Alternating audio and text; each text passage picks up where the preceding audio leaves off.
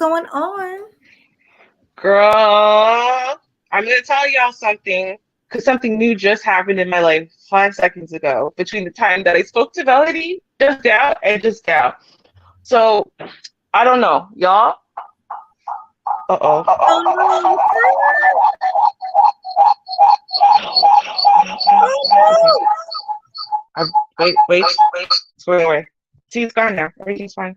It's great. Okay. Hear me? I don't What know how. is that? I don't. I don't know what I'm gonna do to fix that problem between now and playing the video. I'm gonna have to review the video on my laptop. But anyway, so that's problem one. Problem two, though.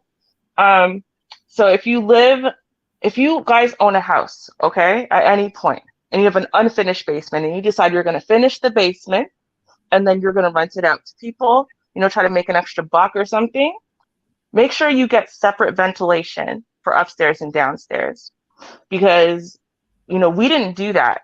And at the time we didn't really think about it, should have though, because when people cook eggs downstairs, well, when people cook anything downstairs, it stinks up the whole house, right? Which is one thing. But I'm allergic to eggs. So when they cook eggs downstairs, it's literally dangerous for me because, I'm breathing it in. It makes my throat close, makes my body break out into rashes, my face, everything. And right now they're cooking eggs. So I have hypoallergenic masks on and whatever, and we're trying to deal with this situation. Oh But no. like literally my house is full of what is like a toxic gas to me. So that's fine. That is crazy. I know. But Only me. girl, it's always something with you. Always. I know, right? It's all girl. That's why I said only me has this extrasensory ridiculous ass life. I swear to God. And like, girl, So just so we're all clear, I'm gonna try to survive until the end of the stream. Like we Mr. Rubes, you know what? And see, this is one of the millions of things we're gonna talk about tonight. Okay, but Mr. Rubes is running around trying to make sure I don't die, which is really wonderful of him because I don't have to be running around doing that. While I'm also trying to, talk to you guys because again, it was something that only kicked in after our intro had already started, right? If I was single up in here, what would I do except run around, do it myself, be like, sorry, Melody, I got to deal with this. I'll come back and let you know in 5 minutes or whatever. But, he's able to run around and take care of it for me, right? While I hide in like the only clean corner of the house next to a window with a mask on, trying not to, breathe in too much toxicity, right? Yeah. So I'm just saying, if you guys didn't read the title or you didn't get it by the thumbnail or whatever, wink, wink, nudge, nudge. But if you want to know, am I jealous of the single ladies? Right. The single sisterhood ladies? Right. Nobody's jealous of single sisterhood ladies. But before we get into that, I just want to do our early shout out to all of the early people in the building. So we have Chris G. He says, hit that like button, guys. You guys already know how important that is for the algorithm. So make sure you hitting that like button right now. Right now, before you do anything else, everybody in this chat and who's watching in the clouds, hit that like button, please. Facts. Let me do that too. Right, yeah. I'm the worst. I know. No, I'm doing it right now, I swear. Very good. Everybody, make sure y'all sharing the screen. I always say screen. Make sure you guys are sharing the stream. And make sure stream, right, STREA, stream. Also, make sure you guys are, what's the other one? Subscribe, like, and share, yeah. So do all of it and support. Thank you so much. But we have JC the Conqueror. He says, I need my wrench back. Well, we got to see how you're moderating. You gotta show us that you want that wrench back because we only gave the wrench to people who actually are shouting us out, like, hit the like button and dropping the panelist channels in the chat. Those are the people we want modding. But yeah, JC, we're gonna keep our eyes on you and everybody else, and we'll be giving out more wrenches. But right now, we got to keep it very few. But it's not impersonal. It's just that people are abusing their moderator power. We can't have that. But shout out to you. Thanks for coming. And then we also have Riza, my girl Riza Saika. I hope I'm saying it right. But shout out to you. She says, get them likes up before the show starts. We need 50 pre-likes. 50 pre-likes, guys, with 16 watching. Let's make it happen. Let's make it happen.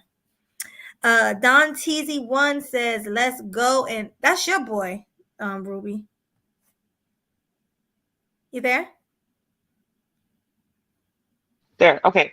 I shared the stream on my community. Yeah, no, listen, I know. I'm getting earlier and earlier with it though, right? Like yesterday, I noticed at like 45 minutes in that I hadn't shared the stream yet. So I shared the stream just now in my community tab. So see, I'm extra early. Thank you, everybody. Make sure y'all share the stream, not the The screen. stream, the thing, whatever it's called. Right. That thing. You know, we the host. But yeah, too. So, it's funny actually. So Don Teasy, Lando Calrissian, there's a few people, Edward Anderson, a few people I met my very first day in this space. So it's awesome when I see some of the old school people roll up in here and I'm like, oh my God, we've been people since day one. Yeah, but Lando and Edward also been a day one for me too. So but yeah, you've been here. Okay. You've been here 2 years plus. Okay. Everybody. I've been here too long. I'm sorry. Everybody give it up to Mrs. Rubes because she's been in the space for a long time, so she know the deal. So, girl, I've been here too long. Like I've been here too long. Okay, too long. No, but for real, here's the thing. Like, there's people that are in your chat I only know from here. Like, I swear to God, like, there's people I've never seen them anywhere other than Melody's chat. The first time I ever met them, it was in Melody's chat many, many moons ago, right? Because I used to be just a subscriber like everybody else, roll up in here at 3 o'clock in the morning, be like, oh, Melody's on! So I could come in and argue with everybody. Right. But you know what, though? We all see. I did a poll today, and I want to talk about that before we get started. I knew you were going to talk about it because I'm ready. I'm ready. Yeah. Let's talk about it. Remember that conversation we had last night? Mm-hmm. Well, I did a poll because I wanted to see how many people think that you would be awesome at going live by yourself as well as with us as co-hosts. You know what I mean? Mm-hmm. So a lot of people said they want to see you on your channel as well, doing your thing. So see, now this is what I want to say, because see, now I know Melody, right? So I know exactly what she was asking, especially because we had just had this conversation, right? Mm-hmm. But a lot of people, and I'll say this, right? Because you really only know what people were thinking if they comment, right? Because then you can have a dialogue, which Melody did, right? And so some people thought they wanted to see me live, or they thought I had the talent to be live by myself as well. But they were like, no, Melody, don't get rid of Ruby. We love her, right? Or at least they love me, right? No, so there were some of those people, right? But there were also people who were like, yes, God, send her away. So they thought when you were asking, they were like, should me and Ruby live stream together, or should she just do her own thing over there? And I think some people took it that way. And they were basically voting to send me away from your channel forever because they can't stand me. Well, and do you think? I don't think so. Well, no, some of them said it in your chat. Listen, and then some people thought that I was, I don't know, Ken-chan, whatever you thought. In fact, you know what, Ken-chan? Anytime you show up and you want to explain what the hell you meant, I would love to know, because your 2 messages, man, I feel like with a code breaker, I wouldn't be able to figure out what the hell you were talking about. Like, Ruby knows what she's talking about, and with the men and the debate and then making the men excited. And I was like, what is he talking about? And the Dom fantasies. And I was like, bruh, y'all went really deep with this. She was just asking, like, should I be scared to be streaming by myself, or would people actually bother to watch me? Because I don't think people would bother to watch me. I don't think I'd be good at it, right? Like, I think the only reason why you guys watch as it is because Melody's here. Like, I honestly do. Like, I think everyone hates me. I think you'll do great by yourself because you're a talker. Like, honestly, you talk a lot, which is good. Like Edward Anderson, who else talk a lot? Game Changer. I've seen Game Changer will be on his streams for hours without dropping panels, like for 4 or 5 hours. Like, damn, GC, you ain't dropped the panel yet, you know? But I wish I had that talent. That's a talent. Me, I like panels. I like one-on-ones. I like co-hosts. I like to do things with people. That's just me. That's just who I am. You know, I'm like more of like a talk show host. See, people think though I'm like that, and I'm 50-50. Here's the thing. I talk a lot, right? And it's because like I have a lot of big ideas in my head and they all connect to so many other things. And I want to properly explain my idea or my thought, right? But I have no thoughts in my head when something else isn't inspiring them. So like, people are very opinionated. People think I'm really opinionated, but I honestly, bruh, and like anyone who was here who's like from like Manosphere 2 1.0 or whatever, like early days, when y'all saw me first get onto like BGS's panels or whatever, right? And then he'd say, okay, so does anyone have anything they want to talk about? And if it was just me up there, like it was me, Shar, Katz, and that was it or whatever, bro, that was it. I had nothing to bring up. Katz would bring stuff up, even Shar would bring stuff up. But I had nothing to say because like I need someone else to bring up a subject. Like I need someone else to bring up. I have nothing to say. I honestly cannot think of one thing to say unless someone else brings it up. It's so bad. Like, I don't know. Like, I'm just not good at it. I need a person. I need people. That's why I'm like, if you really like the way that I am here, it's because of you. Like, it's not because of just me or because of how I just am. You inspire this from me. So I play off the energy well from you. You know what I mean? Well, I appreciate that. I really do. I'm the same way. It's hard to do it by myself, but I think it's easier for you, especially because of the field that you're in. You talk to people, and you're talkative. That's a great trait to have when you're a host. Like I wish I can hold conversations like you can, and you can. You can. But you know what I mean? When you're alone, like I couldn't be. Well, I could. Let me stop saying I can't. Yes, you could. Yes, you could. Because I just don't want listen. Yeah, Melody behind the scenes can talk. Okay, don't let her fool you. Melody behind the scenes can talk. Like she can really talk. She gives me a run for my money. Don't let her fool you. Melody has, and she's really good with it too. Like the way she expresses a thought and a feeling and opinion. She's really good. She's succinct. She puts it together. It's easy to follow. It's, to the point, but, you never feel offended. Like, I'm telling Melody's a really nice person to listen to. Like, she just doesn't give herself enough credit. That's the problem. You're actually really incredible at this, like, at all of it. You're incredible at all of it. And I think the same thing about you. It's just, I don't know. I don't know. Sometimes you just feel like other people are, have stronger points. Like, not stronger. Yeah, stronger. What's the word I'm looking for? No, it's the same. I get it because I used to say the same thing about because me and Kendra D came in at the same time. Well, no, I came in before her, right? But it's like even though she didn't have a big belief in herself, right? Like she would come onto the panels with us, but she didn't want to. She was scared of starting her own channel and stuff. And I was like not envious. Like it wasn't like in a bad way. It was just recognition, the sound of her voice, the way that she'd speak and deliver a message and whatever. Like that girl would just start speaking and the whole damn panel would shut up to listen. And I feel like I want to have that power. Like, and I kept asking people about like, what's the difference or how do you, and people thought I was asking like, in a way, like I'm jealous or angry. I'm like, no, I seriously admire it, but I don't know what it is. What is the thing that she has that I don't? Because I want to try to learn how to develop that thing or to get, her orator skills. Like she has this way of speaking that makes people listen to her when she's just talking. Like she's just talking. She just said the same thing I did, but everyone loves listening to her say it. Right? So it's like silly. No, I know we both do that. Sometimes we'll like repeat it, and the people that like you will be like, oh, the people like me, like, yeah. You know who like you can be on a panel with Jessica X. Make the point. Say everything first. And Jessica X will say it in her accent. You know what I mean? Yes. You're right, Jessica. You're right. You're right. And you're like, damn, I just said that, Yeah. So, I know what you're saying. Like sometimes people's voice is, people gravitate towards certain tones. So yeah, but I like your tone too, girl. You be doing your thing. You got the valley girl. Really? You think so? Oh, I hate my voice. I hate everything about it. Going on there. The Canadian, you know? I am. I'm so Canadian. I'm the original Black Valley girl. Like that is like a nickname kind of title that I've had my whole life. I used to say like a lot. Like when I was a kid, I'd be like, oh my god, like so like, oh my god, guys, like the other day, so like we would go to like these things and like it was like so funny. Like that's how we talk. Like, oh my god, Ruby, oh my god, you don't understand how, oh my god, I love that color. Oh my god, that's how you talk.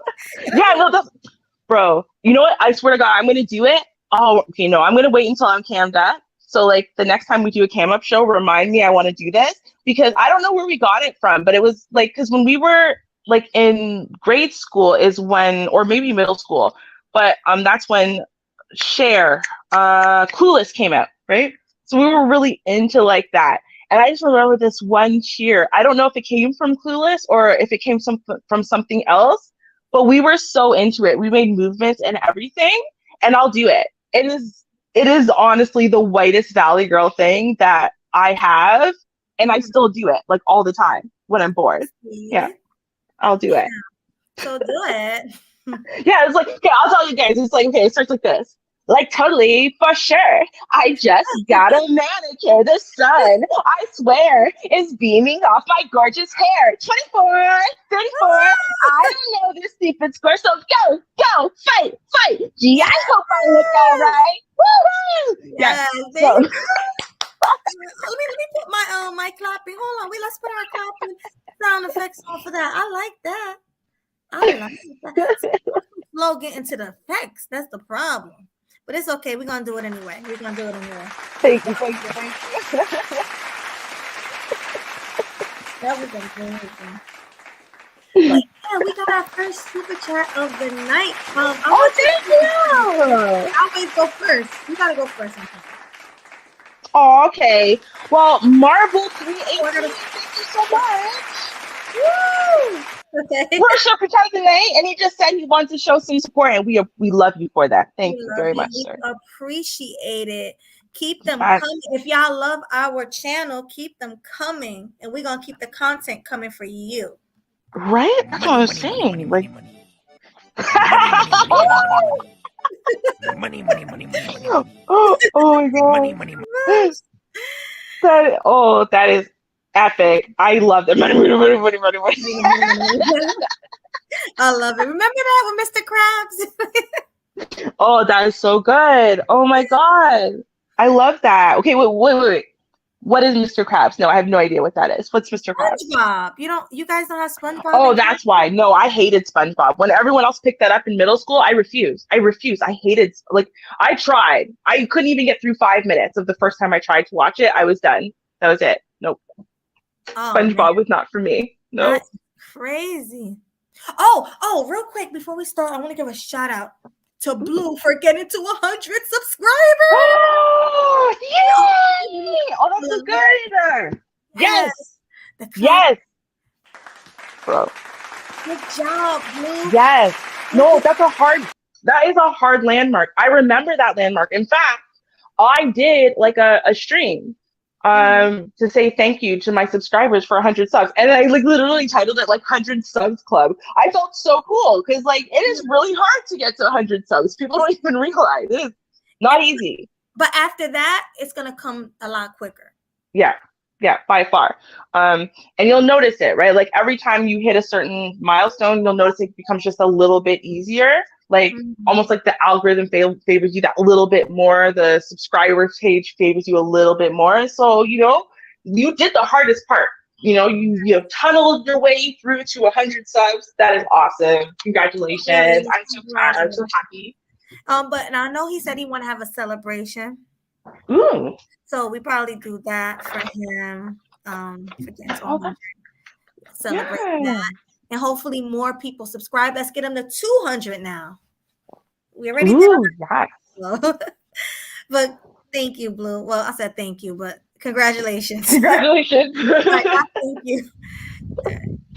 Thank you. Congratulations. Whatever, All right. Look, people are actually saying that just like you. I can talk to myself for a long time too, but you don't want to go through the stuff in life that causes you to be able to do that. True. I get. Yeah, yeah. I was an only child, so I think I don't speak out loud a lot because not only was I an only child, but on one side of my family, me and my cousin are a year apart, and so we were really close. Me and my god brother are 3 days apart, so we were like pretty close. But like when it comes to like my family, the rest of my family, I was the firstborn child on one side of my family by many years. I was an only child until my sister was born, and we're just over 10 years apart, so we're actually still considered only children anyway.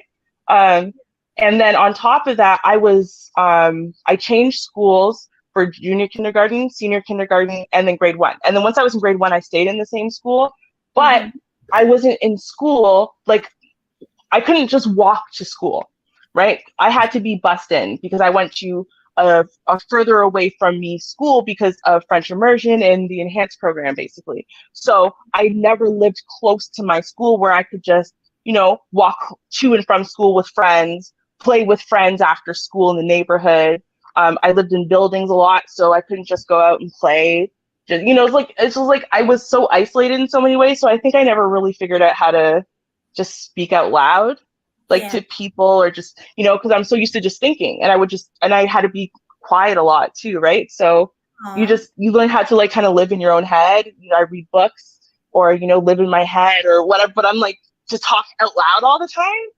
I don't know. I didn't really have that experience. That's why I never wanted my kids. I never want to have one kid. I want to have multiple kids or none, because I didn't want them to be like only children like I was. I think it's like kind of sad for kids. It is, and I'm glad I am one of three.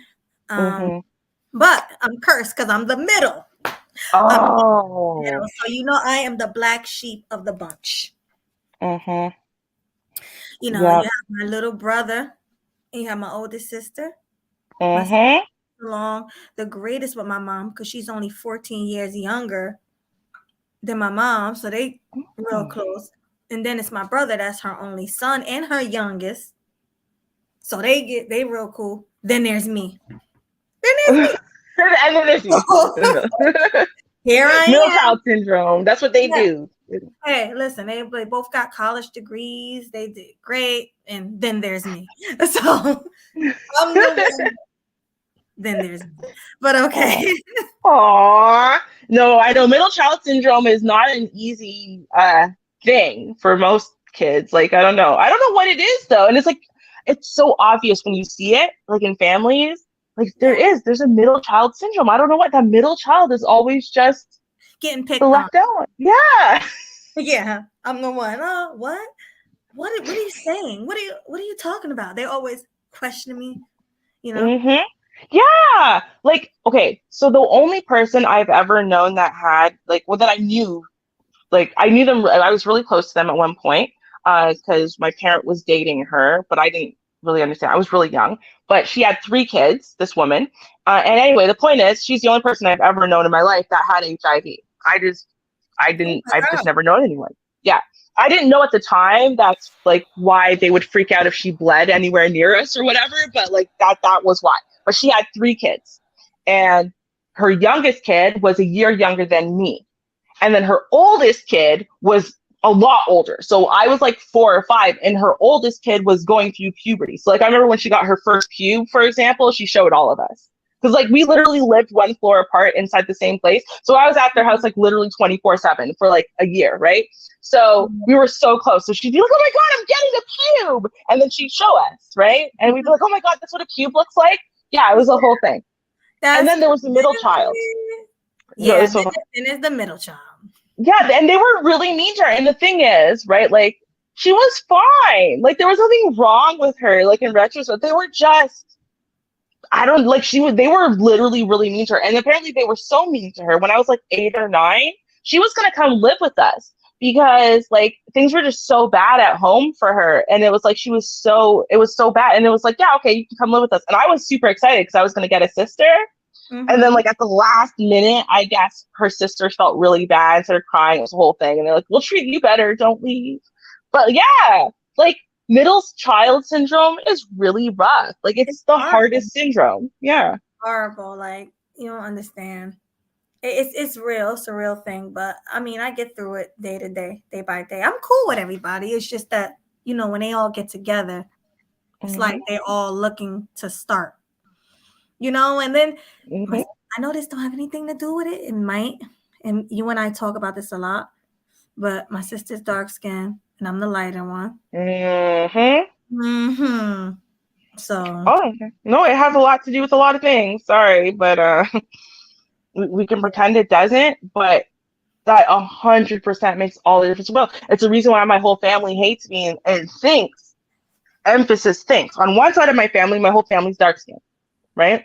I'll show you. I'll show you a family picture of that side of my family because you saw my other side, so you can confirm this in a oh yeah, second. I But saw them. And I saw you saw grandma, the other side. the Yeah, real skin, the one that's half white. I seen her. yeah, you've seen her, right? So now on that side of my family, right, I'm the only one who has two black parents, right? Two, like, so even though, right, like, because like my dad would then be 60% black, right? 75% black, whatever, right? And then my mom is dark skinned black, right? And so I'm the only person who has two black parents. Everyone else has that 60 to 70%, whatever the hell that mix is, right? One parent, and the other parent is white. So all of those kids, all of my cousins and my sister all look white. Like they literally look white. I'm the only one who looks black. In fact, if you put me next to them, I almost look dark skinned because they're all so white. Damn. Right? Like even my grandfather's actually dark skinned. So when he's in the picture with me, I don't look as dark. But like my grandfather's dark skinned, right? And then all of my cousins are like white. But on the other side of my family, everybody's dark skinned and I damn near look white next to all of them, right? Right. And that color difference makes all the difference in the world. And it's the reason why on both sides of my family I didn't fit in, and but in completely different ways. The dark skinned people, you could feel the jealousy and the envy and like this feeling they thought I was getting all this privilege from being light skinned. Like Mm-hmm. to the point where again my uncle was seriously plotting against me. My uncles have always plotted against me one way or the other because I always thought my grandmother or someone was favoring me because I was light skinned, and that's never how it was. Like my grandmother didn't ever bequeath me extra stuff over my dark skinned cousins or anything. That never happened, but they always thought it was. Always thought it was. Like Yeah. Well, someone in the space told a story about how they're in their grandmother's house. You walk in, you have all the light skinned kids in the front, like the pictures, and then you have to go all the way to the back to see the pictures of the dark skinned kids. But I'm like, damn, oh my god, that's rough. That's really, that's really terrible, bro. yeah. Are you Wait, was okay? it Rashida? No. I think it might have been Rashida Strawberry who said that. Did she? I don't know if I could 100% because she's very beautiful. But I mean, maybe because I've seen some people downplay my mom, but not to the extent that people think it's happening. Like the way people think it's happening is not the way it's happening, right? Like people think as light skinned women, right, that we are like the most coddled, overprivileged on the planet. Like we don't have to work, we don't have to clean, we don't have to cook, we don't have to pay bills, we don't have to do anything because we're just light skinned. So we just wake up in the morning and the world is rushing to try to hand us everything we want on a silver platter. Like we don't have adult responsibilities or problems. Like Mm-hmm. no, that's not. I understand what you're saying when you want to be like, oh, there's a little bit of pretty privilege or light skin privilege there. Mm-hmm. Fine. But like that's not what they think. They literally think that the world is falling all over itself, trying to bequeath you gifts and presents galore, right? Like Right, that's how they feel, which is weird. it is. It is really weird. Like I don't know. I'm never gonna get all of this colorism like stuff and like why people allow this to dominate like that. I'm never gonna get it. I'm sorry. Just not. I'm not either. But yeah, I guess we Wait, did we read that other super chat? The second one? Did we actually read it? I don't know, Oh, but we might as well read it just in case we didn't. Because my memory is everywhere. It's all over the girl. place. Oh no, because I didn't know. That's why I clicked on it. Because I thought initially I was like, oh, it's the same super chat, but then it wasn't. I'm like, oh, did we read this? I don't know if we read it. Oh, whose turn is it? Mine? It's yours. Yes. Mills36, thank you so much for the $2 super chat. Thank you. Thank you. We appreciate it. He says, I like Ruby. Please don't go for real. Wait, I'm reading how I want to read it. Okay. I like Ruby. Don't go, please. LOL for real. Aww. Let me ask you this, Mills. Would you, if she did, go to her channel? Not saying leave here forever, but go to her channel and do some lives on her channel. Would you go and support her? That's the question. You know what I mean? Would you go and support her? Hold on, I want to click this one. Hold on. Wait, hold on. Before you do that, we gotta do the. Oh, you was gonna do it. Okay, go ahead. I was. But I don't know which one it was. Well, I did the cha-ching, and you can do the. This is thank you for your patronage one. Hold on. Oh. Well, we'll do that. We'll do that one the next one. Okay. Oh, wait. How do we stop that? I don't know. Is it so? Why? Does it just keep going? Thank you. No. Oh, okay. There you go. We're gonna get the cells together. I promise. Okay.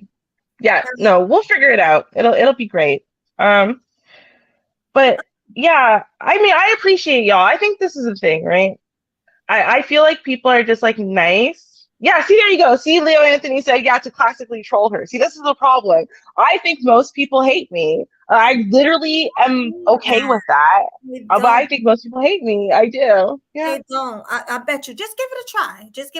Just go over there, make a stream, see if they'll come. We'll promote it here.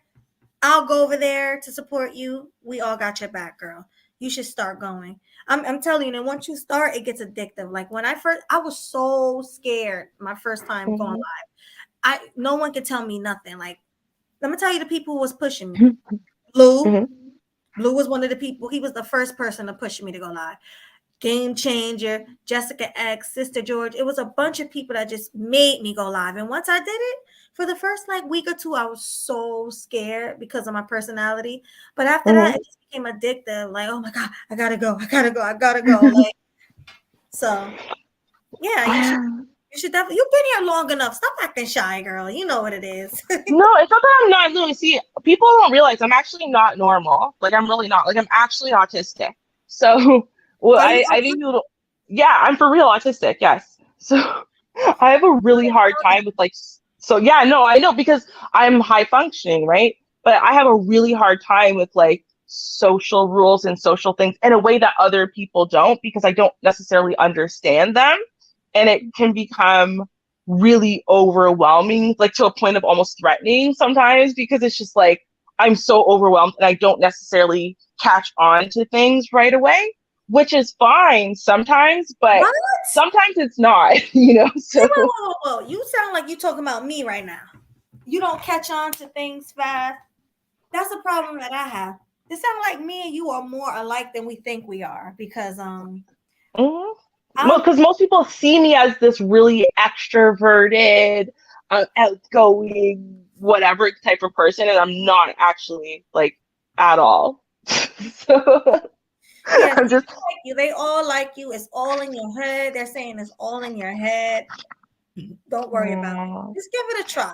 Thanks, Leo Anthony. No, because Leo Anthony said, listen, old school people had no choice but to get used to me because I was just always around on BGS. And then eventually it was like, well, you know, what is it? The devil, that's what it was. And I was like also like the only woman besides, okay, there was Katz and Shar and me, and that was it. And like Shar was, Katz was really young, right? Shar was older. So I was really the only like kind of, in this age category, I was really the only woman in this age category that wasn't, sisterhood or, on that kind of level, right? And then, Crimson Cure came, but even her at the time, right, she was still like over the age of 40. So it was like, we didn't have a lot of women. Now a bunch of y'all have come in since then. Wait a minute. Crimson Cure was over the age of 40 back then? Yeah, what is she? She was like 42 or 41, something like that. Yeah. Back then, like years ago? Okay. Maybe when she first came in, she's older than me, right? So I know she was older than me. Maybe she wasn't over 40, but she was near 40. So maybe she was a little bit under 40 back then. Like, I don't know. honestly, I would have to like go back and like listen to stream. I just know she was older than me, right? So like I was the only person kind of in this age category where I was still having discussions about, oh, I want to have children and family planning and da da da. And, I just got married and da da. And like, I was kind of the only person. Katz was still really young. She was like, kind of in the place where she was preparing to start planning to start thinking about stuff like that. Rihanna wasn't even out of high school. So she was like a kid, right? And then, Shar was like, older than everybody, right? She's like, auntie / mama Shar. So there was really just me. Like, there was not really anyone else in this particular age category. And then I also, unlike everyone else, I was the only one who camped up anywhere, right? Like I did my videos, right? And I would cam up in my videos. Most people were not camming up at all at the time. People really weren't camming up until Hangouts went away. To be honest with you, like in ours, in the Black spaces, people weren't really camming up like that. So like when I did videos cammed up, it was like no one else in the Black space was really doing it like that. Everyone was hiding their faces. So like it was like a totally different world. It really was. And so people got like used to me. And it was like the devil, and it's like, well, better than the sisterhood bitches. And that was kind of it. So I kind of like low key, no one says, oh my God, I love her so much from BGS era. They're just used to me, like that's what it is. They're just like used to me. She's all right. And I promise you, whenever you get ready, please fire up that stream. But let's get to the video. You got boobs? I do, but now we're going to have to work some magic because remember what happened last time I put the laptop up. Oh, hold on. You know what? I know what I got to do. Let me turn down the sound on the laptop. So I think that's what happened. So I'm like, it doesn't make sense that it happened.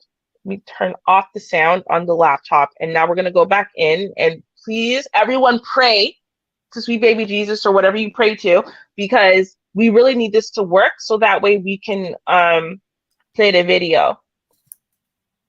Gonna play it on the radio, in the video, something on the TV show. Okay, are we good? We good? We good? Yes. Yay! Oh shoot, wait. I don't want to be up. Hold on. How do we put this? Let me go back because that's confusing.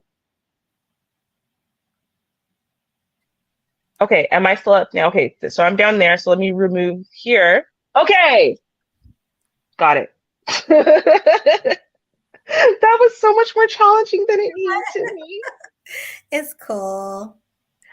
Okay. So guys, I guess we should probably tell you what the hell we're doing, because this was really fun though. I think it was a really great discussion we've had so far, even though it had nothing to do with the video. Oh yeah, definitely. The conversation was awesome. Mm-hmm. And we got everybody's attention. So now the feature presentation, drum roll. I need to get a drum roll sound effects, please.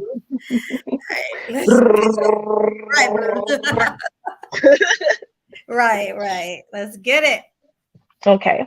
So guys, this is, I'm going to tell y'all why it is that I chose this, why I wanted to do this specifically, and Melody has graciously accepted.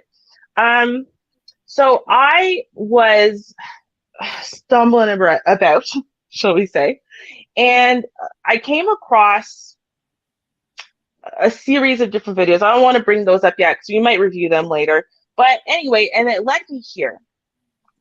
And I thought it was shocking, absolutely shocking, that women these days, the single sisterhood women, honestly, in their heart and souls, think that married women, okay, Pickmes who are single, trad wives, traditionally minded women in general, are jealous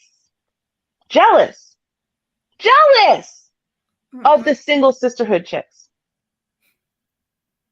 Crazy. Y'all, they really, honestly, in their heart and soul, okay? This is when we try to say, listen, y'all, like, you as women, you should be educating the women. We say they don't listen to us. Bro, they will do everything in their power to convince themselves of some crazy stuff so they don't have to listen to us. Like, They don't want to hear nothing. So I want to review this. Now, this is a woman. She's also reviews a few TikToks of other women to highlight her point. So let's get right on down, listen to this, and then me and Melody will pause periodically and we'll just see. Do we agree or disagree? Or does this describe our feelings? Are we super, super jealous and wish to God we could just be the single sisterhood chick? Oh my God. Yo, they're facey. Come on. That's crazy. Okay, you ready? I'm ready. Okay. Let me know if you can't hear it, let me know. I'm assuming. Oh, I'll be able to know. Okay, never mind. Okay. Ladies, stay single. It ain't shit out here. I promise you it ain't. Don't let these married women tell you that, oh, marriage is all of that and all of this. They sitting up in their marriages fucking miserable. They being cheated on and they're not going to tell nobody because they don't want to look stupid. So they cling on to their cheating ass, lying ass husbands and they talk down on single women who are happy and free. These pick-me ass women will not let go of their cheating dog ass husbands, knowing their husbands is in the DMs trying to talk to single women. And by the way, for the women who aren't pick-me's, they're the ones filing for divorce. That's why the divorce rate is 70-80% right now, because women are sick of fucking men. These men today do not want. Now, hold on. I want to point out just one thing, right? Because BMT and some of his lovely co-hosts were trying to change the definition of what pick me was. And they came up with some 15 million different definitions that has nothing to do with either the way this space uses the term pick me or the way the sisterhood does. And I told the woman there, I said, no. They're using the term pick me to shame basic good womanhood. That's it. That's what they're using the term, to shame basic good womanhood. And look what this woman just did. So basically, you are just some pick me ass bitch, right? if you're married and you don't divorce your husband. So if you don't divorce your husband, then you are pick me ass bitch, right? That's it. If you are wanting to get married, you pick me ass bitch. Okay. Yeah. If you aren't accusing a good man who loves you and supports you and takes care of you and does all the things that he's supposed to do as a good man, if you aren't accusing him of being a lying, cheating hoe because some other chick's trauma says you should, right? Then you pick me ass bitch. Facts. Wait, what? It's like crazy. This lady is out of her damn mind. What? Like, girl, I could not. So, because first of all, and this is the craziest part of all, is this chick right here, her face screams, been cheated on my whole damn life, right? Mm-hmm. But she ain't married. So, I'm sorry, did staying single and bitter and miserable protect you from your man being up in people's DMs? Because it doesn't seem to change anything for her. So, I don't get it. So, wait. Oh, I get it. Because she can't find a man who won't cheat on her. The rest of us can't find a man who won't cheat on us? Or, wait, what? No, it don't make sense. Girl, you see what I'm saying? Look, we've 51 seconds in. Okay, let's go. 51 seconds in. This is foolishness, right? All right. Yeah. Okay, let's go. I know, right? Want to go to therapy, and if they do, it's only temporarily, and they will manipulate you and the therapist in the session. Get rid of him. Right. Oh yeah. Also that, because therapists like myself or other people who literally spend 7 to 10 years in education to become therapists, right, and to study human behavior, are so damn stupid, right, that your lying ass man is just going to lie to them too, and they're going to go, oh, well, it sounds pretty, and that's just the end. We're all dumb. We're all stupid. All of us. Everyone but her is stupid. Okay, so we're all clear. Okay. Now, I don't know. If you see this picture right here, I think that this is the woman, but I don't know. I don't know. I think this is the woman who's doing the video because she does say at one point that she was married. So I think this might be her. I don't really know, but okay. Just so we're all clear. Okay. Spiritual whistleblower on TikTok. You should go check her out. And I agree with everything she's saying. You see, you have two different types of men. You have the single ones who will say anything to get a man. Then you have the mammies who are married but miserable and going through hell and want single ladies to go through just as much hell as they go through. So they bash them every time they get a chance. You see, for as much as they try to front to y'all like they're happy, they're really not happy. And it has been proven time and time over again that a lot of married women, especially in the black community, are doing most of the work, but it's in other communities too. And other races of women are speaking out about being single moms, as well as married black women who are speaking out about being single moms. Just listen to, watch this. But then how Check does that out make these sense? next two Okay, videos. listen to this foolishness, y'all. Listen. Crazy to me how many married women are in a marriage, but they're single mothers. I just saw a video on here where the mom had to clean up the whole house by herself and still put the kids to bed and take them a bath and do all that stuff. And the husband left to do something with fishing. And it just made me think of how my marriage was. I was in a relationship. That's how it's supposed to be, you imbecile. As the wife, you are supposed to stay home and take care of the kids and home while the man is out fishing and getting the food and spending his money and resources to make you comfortable. Right. Like, you dummy. You know how many times I actually rewound this part a couple times because I'm like, yo, did I miss the part where she said that she was working full time and the husband doesn't even work or something? Or like I'm missing the part where she said the thing. You're like, oh, okay, I get it now, because I don't get it. I don't get it so far. Like, she's saying what's supposed to be in a marriage. I'm confused. What's the problem? Right. So no, your man is supposed to work 80 to 100-hour work weeks, right? Breaking his back to try to make sure that you all are fed and clothed and watered and living the good life and being able to save up for family vacations to Disney World and whatever the hell else y'all want, and making sure that you have all of the newest this and that. And of course you have your beautiful engagement ring that you just couldn't live without, and your $100,000 wedding you just couldn't live without, and so on and so forth, right? And so he's breaking himself, paying back all of that debt, and also your consumer debt, and also probably your school debt because you went to school and got a useless degree like most people, and now he's paying back all of that, right? And yeah, you work too when you feel like it, right? You work too before the kids, and you might work again after the kids, but right now you're not really working, right? And he should break his back 24/7, right? For y'all. You played yourself. Congratulations. You played yourself. Congratulations. Right? And then, well, after he's done all that, then he's not allowed to, I don't know, go out fishing, go out on hang out with the boys. He's just have a man. That's all he's doing. Men don't want to sit up under their wife 24/7. Men want to go out and have their leisure time with their friends and fish for you so you can eat. You and the baby can eat.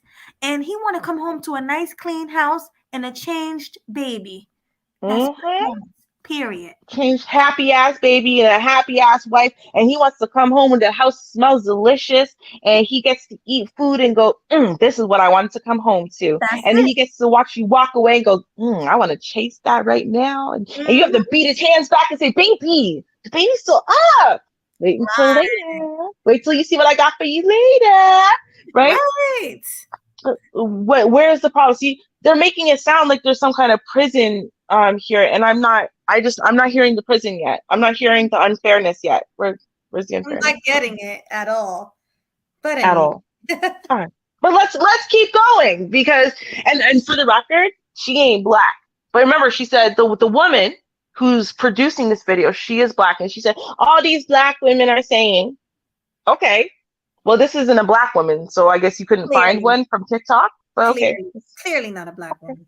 Right? Yeah. Which is sad in and of itself because she probably could find lots of Black women saying it. She just couldn't find a Black married woman saying it, which Facts. should tell you something.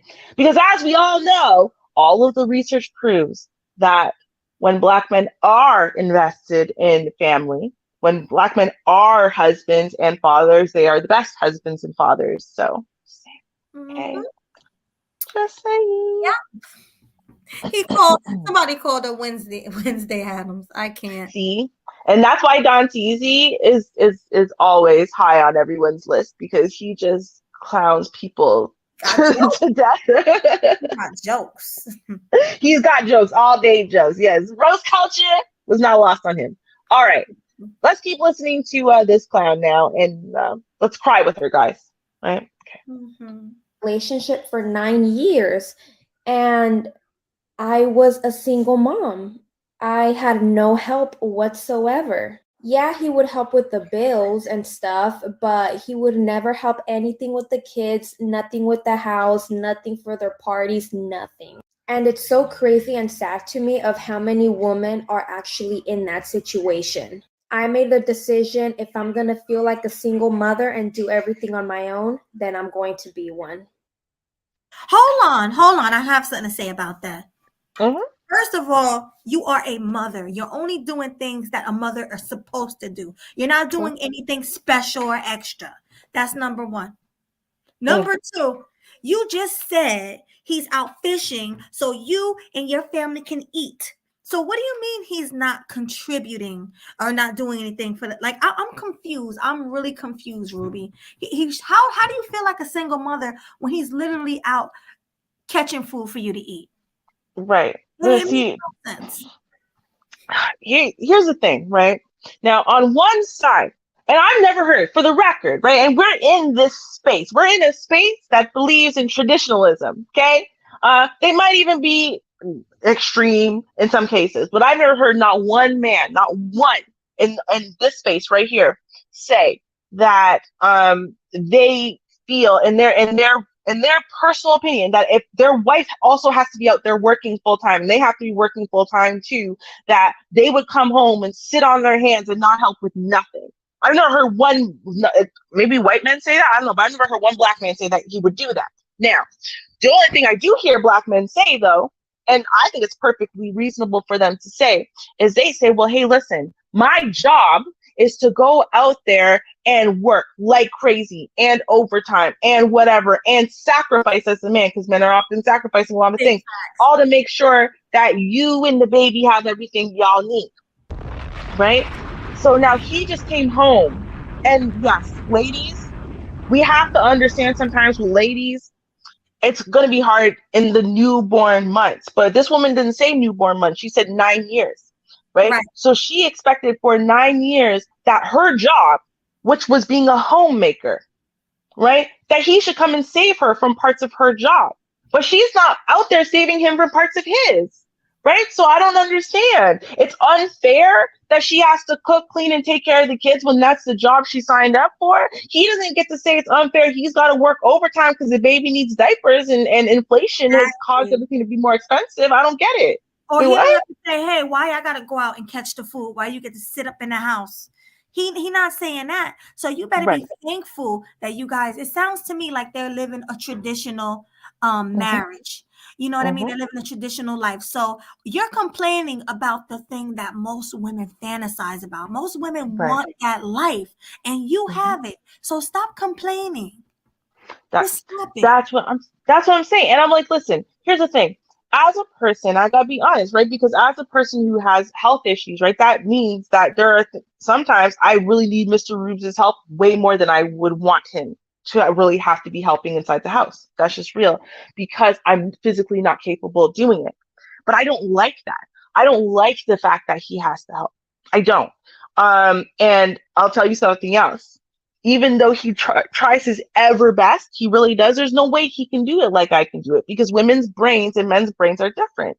And it's very obvious that my brain specialized to focus on the small details, on the little details, on the day-to-day minutia. of doing stuff like making sure that you clean the house and you clean the corners over there, and you remember you got to clean under these knives, you got to remember you got to do all these stupid little details to make a house a home, right? Mr. Rubes isn't programmed that way. He's programmed to think about man stuff, like real talk. I'm not just talking about going to do work though. Like, he is the one who does the oil changes, and he'll notice something's creaking and do something to go fix it. Like, he does man stuff. You know what I mean? Like, stuff I won't necessarily think to do, or the way that I look at the world is different. He's the one who is shoveling when the snow's out there. Who do you think is going out there and shoveling the snow, right? Or mowing the lawn, or doing those types of things? Like, it's not me. I'm not the one. The car's making a weird sound. I don't have to take it to the mechanic. Do you know what I mean? Like, men and women are different. Right. You got your role as a wife, and he has his role as a husband. Exactly. And the crazy part is, how does she even become a wife? If she's complaining about that, how did he even court her, to be a wife? How did he even, because it sounds to me like she probably wasn't even doing this stuff in the beginning. Because it's stuff that she just don't like doing. You know what I mean? It's like, she probably just started doing it. Like, okay, I got the ring. Like, their relationship is probably ass backwards to where now she just started doing the wife duties and she just don't like it. That's what it sounds like. Yeah. No, because you know what happens too? A lot of women, right? So, and I don't know why this is, because when I hear men complain on the opposite end of it, and I've heard bigger content creators check men who complain about stuff like this when they go, yeah, but once she had the kids, everything changed, and now her focus became the kids. Yeah, because it's supposed to. Like, y'all decided to bring humans into the world that you're responsible for. Exactly. Your number one your priority is supposed to change. Facts, right? But now women are doing the same dumb shit where they're like, but I don't understand. He used to do so much to show me that I was his world and to try to make my life easier and to try to this and try. Yeah, because he was courting you, right? Because you were his baby, quote unquote. But guess what? Then y'all decide to produce children. Exactly. You're not the baby. Now I'm gonna go a little off course because I'm gonna ask you a question. Okay. Who comes first, the husband or the child, in your opinion? In what context? Because it does matter. I don't think it's all or nothing. Like, when it comes to feeding, making dinner, or if you had to choose, because you shouldn't have to choose between your child and your husband. Like, who gets the treatment? Who comes first? Like, your child or your husband? I don't know how to put it. Okay, so generally, this is what I was raised up seeing, right? Is you feed the kids early. Like, I know most people are used to the whole family dynamic of everyone sits around the table and eats, but that was never really my ideal. Now, what I remember, and I remember idolizing when I was younger, is the kids got fed first. Like, they got fed their meal at 5:36, whatever the hell time it was. And then around the time that daddy's getting home and is going to be ready to eat, they're gone. They're not at the table. Daddy doesn't have to deal with all of their noise and throwing food or whatever the hell they want to do that day. They're off in their rooms doing homework or whatever they're supposed to do. Daddy is now coming home and he's getting served, right? And that's when mommy and daddy are going to sit down. They're going to eat their meal together. She's going to, be asking about his day and and give him a nice peaceful environment to come home and, be able to satiate himself. And then after he's eaten, after he's had his drink and had kicked up his feet for a while, now the kids come in and let's watch some family TV or something for an hour and, or talk about our day or whatever. So that's what I saw. That's fair. So, right? Because I know the guys in the space say that the man comes first. Like, he should eat first and everything, daddy should have his meal before the children. Well, see, that's what Mel said. See, so, and this is where I said, well, it depends on what you're asking, right? Because the thing is that the kids eating before dad does has no bearing on the size of the chicken that the kids or daddy's going to eat, right? Because me serving, I'm going to serve the kids, right? Their little piece of whatever. It's probably going to be the broke down pieces of chicken because mostly you got to cut up their stuff anyway. And daddy's going to get my prize award winning looking chicken leg, right? Because he's gonna get the plate that looks like it came out of a food magazine or some shit. Look, now daddy gonna get the prime rib, okay? Yeah, right. And he's gonna get the best looking cut. Like that's just what it is. Or he's gonna get the best cut of even the banana bread. Bro, I'm telling you, he Yeah. gets the biggest, the best, the whatever. That's how I am. And it doesn't matter who got a plate first. It doesn't matter if I serve the kids food first. Daddy's still getting the biggest piece, right? And he's getting the nicest plate, right? It's just like, just because you fed the kids because they're kids, and kids have to eat on a certain schedule. They have to eat earlier because they got to go to bed earlier because da da da da da. And then, you might have to invest your time and energy into feeding them, and then they're kids. And so they do weird stuff. And that's why I say, no, you get them fed and get them the hell out of off the table. Right. And then daddy comes in and then you feed him. Yeah. Wait, what did Ken Sean say? That, you read this already, right? Daddy get the bog. Oh, I think he mean daddy get the big chicken. Big. Because he's the one that brings the food home. Facts. Daddy do get the big chicken. He get the biggest portion. You got to feed your family by portion. If you got a little 5-year-old, he's going to have a little plate for a 5-year-old belly. If you got your husband is 6'2", 200 pounds, he going to have a big meal. So it is what it is. But Rube say you got to feed the kids first, get them out the way. Yeah, but that has nothing to do with portion or even which, again, because it's like people act like somehow or another, if you have a whole meatloaf, right? If daddy's favorite piece is that end piece, then that's the piece he's going to get. It doesn't matter how many other people I serve before daddy, he's getting his favorite piece. Right. That's just what's going to happen. Sometimes if the kids is old enough, they're going to help serve. How about that? Go get daddy's drink. I'll get the food. Yeah, that's what I'm saying. Kids get fed normally unless the man's getting home really early, which honestly, I've just never really seen that. I've never seen daddy getting home at 5, 6 o'clock. Maybe some people have lived that life. For me, I never really saw that, right? And so you feed the kids around 5, 6 o'clock. That's when they eat dinner because they're already brushing their teeth and getting ready for bed around the time that daddy's coming home to eat, right? And I don't know about y'all, but eating around kids to me is a little bit of a nightmare, low key. They're messy, they're dirty, they're loud, they're annoying. And daddy just wants to chill. Yeah, but I like the round table setup. I actually, like if I was married and I had a family, maybe 2 kids, 2 or 3 kids, I think I would like the round table setting. And I'll have everybody sitting around the table. No one eats until daddy gets home. So I'll serve the plate. Yeah. Maybe me and the oldest child. Come on, babe, let's serve. We give the plates. I will put daddy's plate down first. It will be the biggest plate.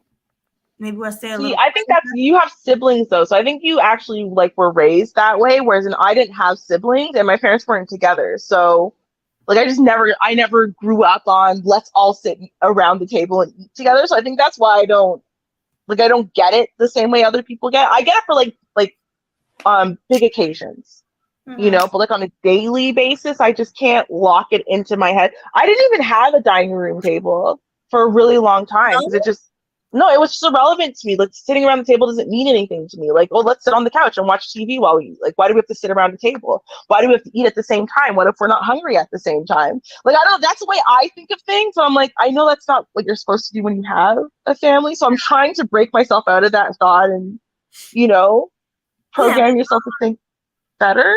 But... Yeah, you're right. Because my mom, we used to be outside playing back. Let's go way back in the day. My mom used to all be outside playing or whatever. And she'll scream out for me, make sure I come in before it gets dark. Everybody's sitting around the table waiting. She serve us. Like she walks around with the pot and actually putting the food in a plate. We don't get our own plate. And, dad gets his first. He also sits at the head of the table. That's how my family was. He sat at the head of the table, and then the kids sat around, and then my mom would sit at the other end or maybe wherever she want. But then we would get our food and we would eat. We used to say prayers, but that stopped. We stopped saying prayers. But yeah, this is how it was set up back in the day, the traditional way. Now, I like keeping that going. But it seems to me like when it comes to that, you're probably the more modern wife. Like when you have your kids, Not modern women, not what they talk about. I'm talking about modern wife. Your wife, so it's still a good thing. But you're not gonna do that. You're gonna, just serve them. They eat when they eat. That's it. You're not gonna make your kids come in the house. You're not gonna be like, come over here and eat, even if they're not hungry. You're not gonna do that, which is a good No, I thing. will. I think it's not that I won't make them all eat together, right? And to be fair, right, if Mr. Rubes wants that to happen, which he might because he has a bunch of siblings. He was raised like in a house full of siblings and the two-parent household and whatever. He's got the whole nine. So if he wants it to be that way, then that's what it's going to be, right? Because again, remember, as a wife, it's not really about my vision. I'm telling y'all what my vision is, what my level of importance is on certain things, right? But I'm not the head of my household, right? Mr. Rubes is the head of my household. So if he sees that as being something that he would like, that we all eat together, that the kid, then obviously I would have to change that ideal because it's not really what I grew up under, but it is what he grew up under. And ultimately, at the end of the day, as a wife, really what I'm trying to do is enact his wishes. Like I know people don't understand that, or they think it sounds like slavery or something, but it's not. It just comes down to that, I've decided to jump on his train, right? Which means I am trying to do all of that magic I know how to do on the micro level is to try to make his macro dreams come true. So if that's what he wants, then that's what we gonna do. So let's just understand I don't have kids yet. So therefore that's why I'm kind of, it's all in theory. But now that's different than, okay, so when you're talking about a bigger thing now, very different scenario, right? Because that has always been like, so like if it's say like, Christmas dinner or like birthday dinner, so something big where it's like for sure, family, all families there, we're all gonna sit together. Now that was a different story, right? Because as a young girl, kids in general kind of were like little baby slaves. So you kind of had to do whatever people sent you to do always, right? Like in general, right? So like kids are the ones, they're the ones who are sweeping up. They're the ones who are polishing the silverware. They're the ones who are setting the table. They're the ones who are doing everything. That's what the kids already had responsibilities. And then when it came down to the food service though, right? Like the women from young to old, right? The women were always all up in the kitchen and, they were the ones who, the older ones were, putting stuff into different dishes and da-da-da. And then they give it to the younger ones to put it on the table and da-da-da and make room and whatever, right? So if we were doing it like that, then that's what the younger people would do. And then when dinner was ready, when it was all ready, then you would call the men to come to the table. The man of the house would sit at the head, right? Because it's his particular house. Or if there was no man of that house, or there was an elder male of the family, he would sit at the head. It depends, right, on which family we're talking about. Well, whoever's right? the man of the house, period, whether it's the husband, the father, the uncle, the son, whoever's the older son. If you're the man of the house and you take care of the house and you provide, you sit at the head of the table. That's what you're getting at, pretty much, right? Yeah, exactly, right? Because not, again, that's what I said. It depended on whose family we were at or whatever, right? But that's what it was. It was never a case of, the only time I ever saw a woman sit at the head of the table was my grandmother, the one that I love. I don't not love the other one. I got to stop saying that. But the one that I love, she would sit at the head of the table, quote unquote, right? But that's because she was also the only, I guess, adult in the house to, even though like once our parents had grown up and stuff, so they were grown. But her and my grandfather had been separated for longer than my whole life, right? So it was just her. So she was kind of like the head. So they'd have her at the head, but then it was still like, she didn't do a lot of the things. She still didn't do a lot of the man stuff. It was always the oldest brother that was there. So if it was Uncle Basil, because he was the eldest until he died, so then he would do the serving, or if not, then it was Uncle Mike. So it was like, it was still the oldest man was doing all the other man stuff. That, like, okay, this, you get to, cut the turkey leg, or you get to whatever, right? So I mean, that's what I'm saying. But like, if it gets bigger, the bigger the thing, the bigger the organization that you had, I guess the more you saw the hierarchy like really kick in. If there's only 2-3 people in your house, it's different. When you're talking about, like, say, church service, so every Sunday at church we would eat. Like, and bro. That was it. The kids got served after the men. So, and it depends. The men would sit sometimes all together. I don't know. But the men always got served first. So you'd ask the men what they want, whatever, right? You bring them their plate, right? And then you get the kids all to sit down somewhere because normally you made them sit down, but now they're running around again. You get them to sit back down. You bring them food. So now they sit down. Then you serve the elder women. And then basically women of childbearing age were the last people to eat. That's what it was. And normally we would be eating when everyone else was already done because we were busy running around, serving people, getting people what they needed, cleaning up after stuff, making sure the next course is available and ready. So we weren't really, our eating wasn't really a priority. We ate after everyone else was already done, right? Like, I don't know. So. Yeah, facts.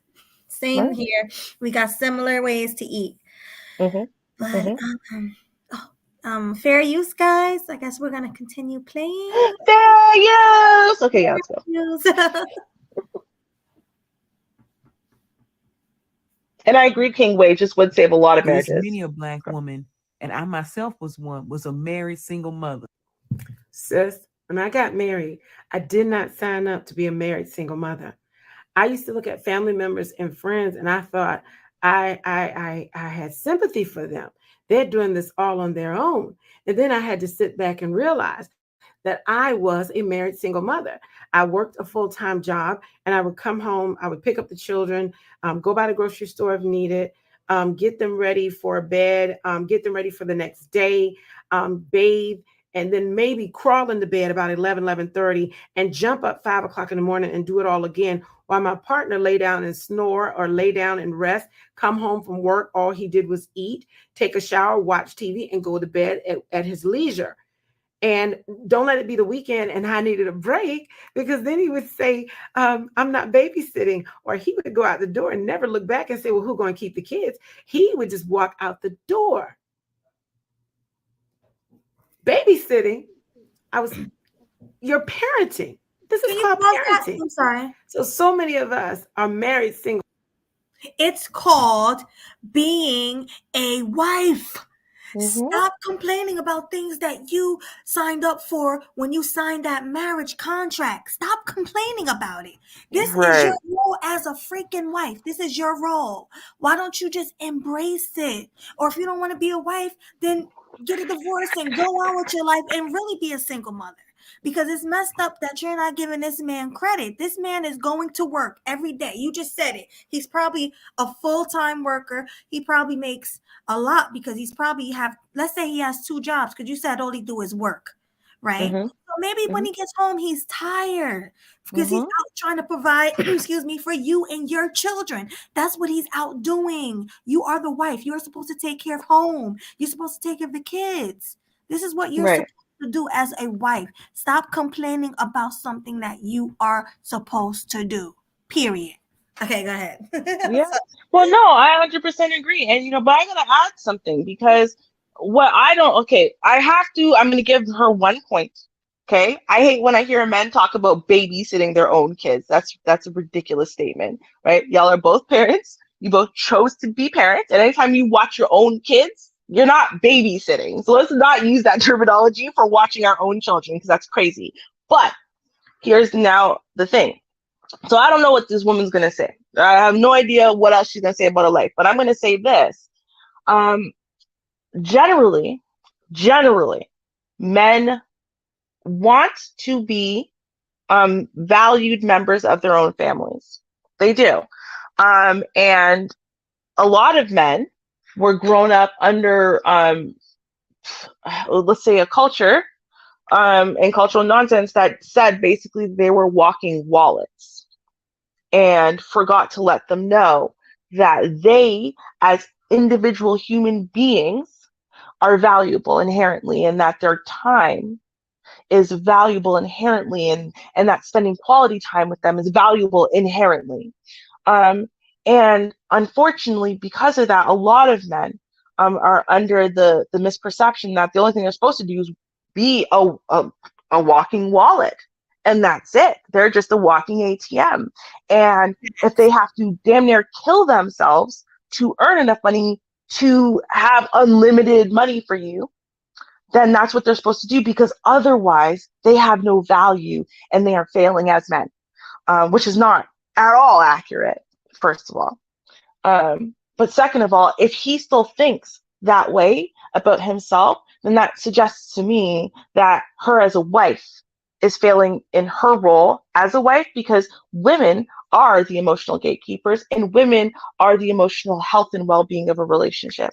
That is to say that while it takes two to make a thing go right and two to make a thing go wrong, it is women who have both the luxury and the experience, the social experience, to know what the hell to do to tackle these big issues and to try to make them better. So if your husband is not engaging in a relationship with you, he's not engaging in a relationship with his children, and all he does is work and sleep, and then on the weekends, when he finally thinks he's going to have a second to just be an individual, you are trying to laden him with even more burden and responsibility, so he runs from you like you're the Black Plague.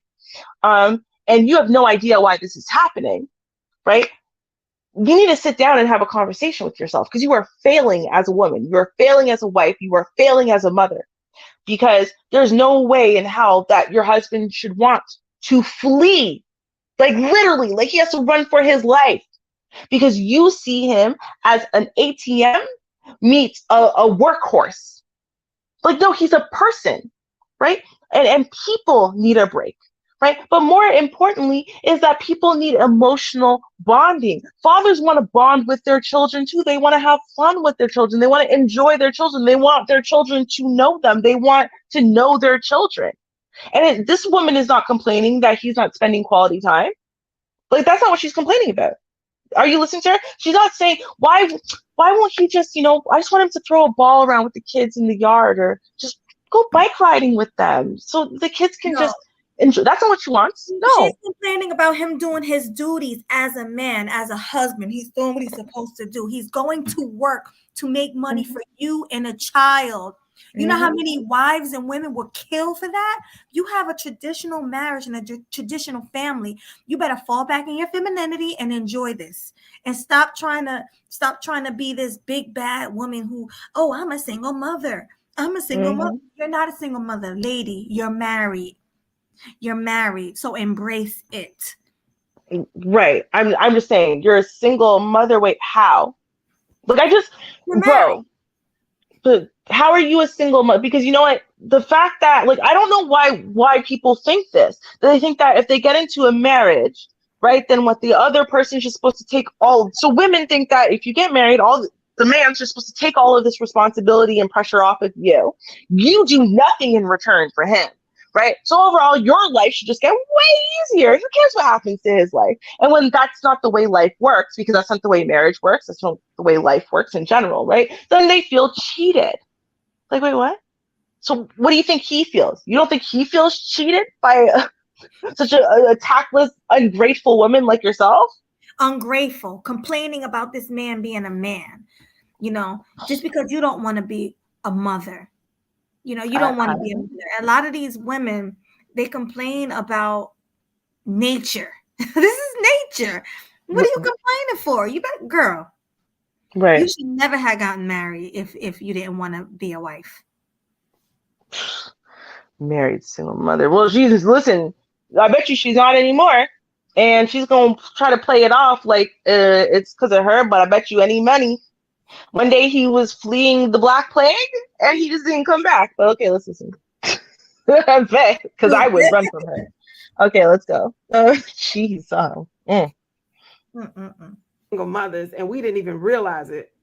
If we're honest with ourselves, that's the case. And so then when we do recognize it and you realize you didn't sign up for this, how did we as women assume all of the responsibilities for the children when we work outside the home? It blew my mind. And even if we don't work outside the home, the at-home mother, she needs a break as well. She needs somebody to support her in parenting as well. Check both of these TikTokers out. So she's a stay-at-home mother. All she gotta do is stay home and take care of the family. Like, why are you complaining? You know how many women want your spot? There's so Right. many women that have to get up, go to work every day, and come home and do what you gotta do. All you gotta do is come home, stay home, clean the house, wash clothes, take care of the kids, and when your husband bring home the money and food, cook the food. That's all you gotta do. But you can't even do that.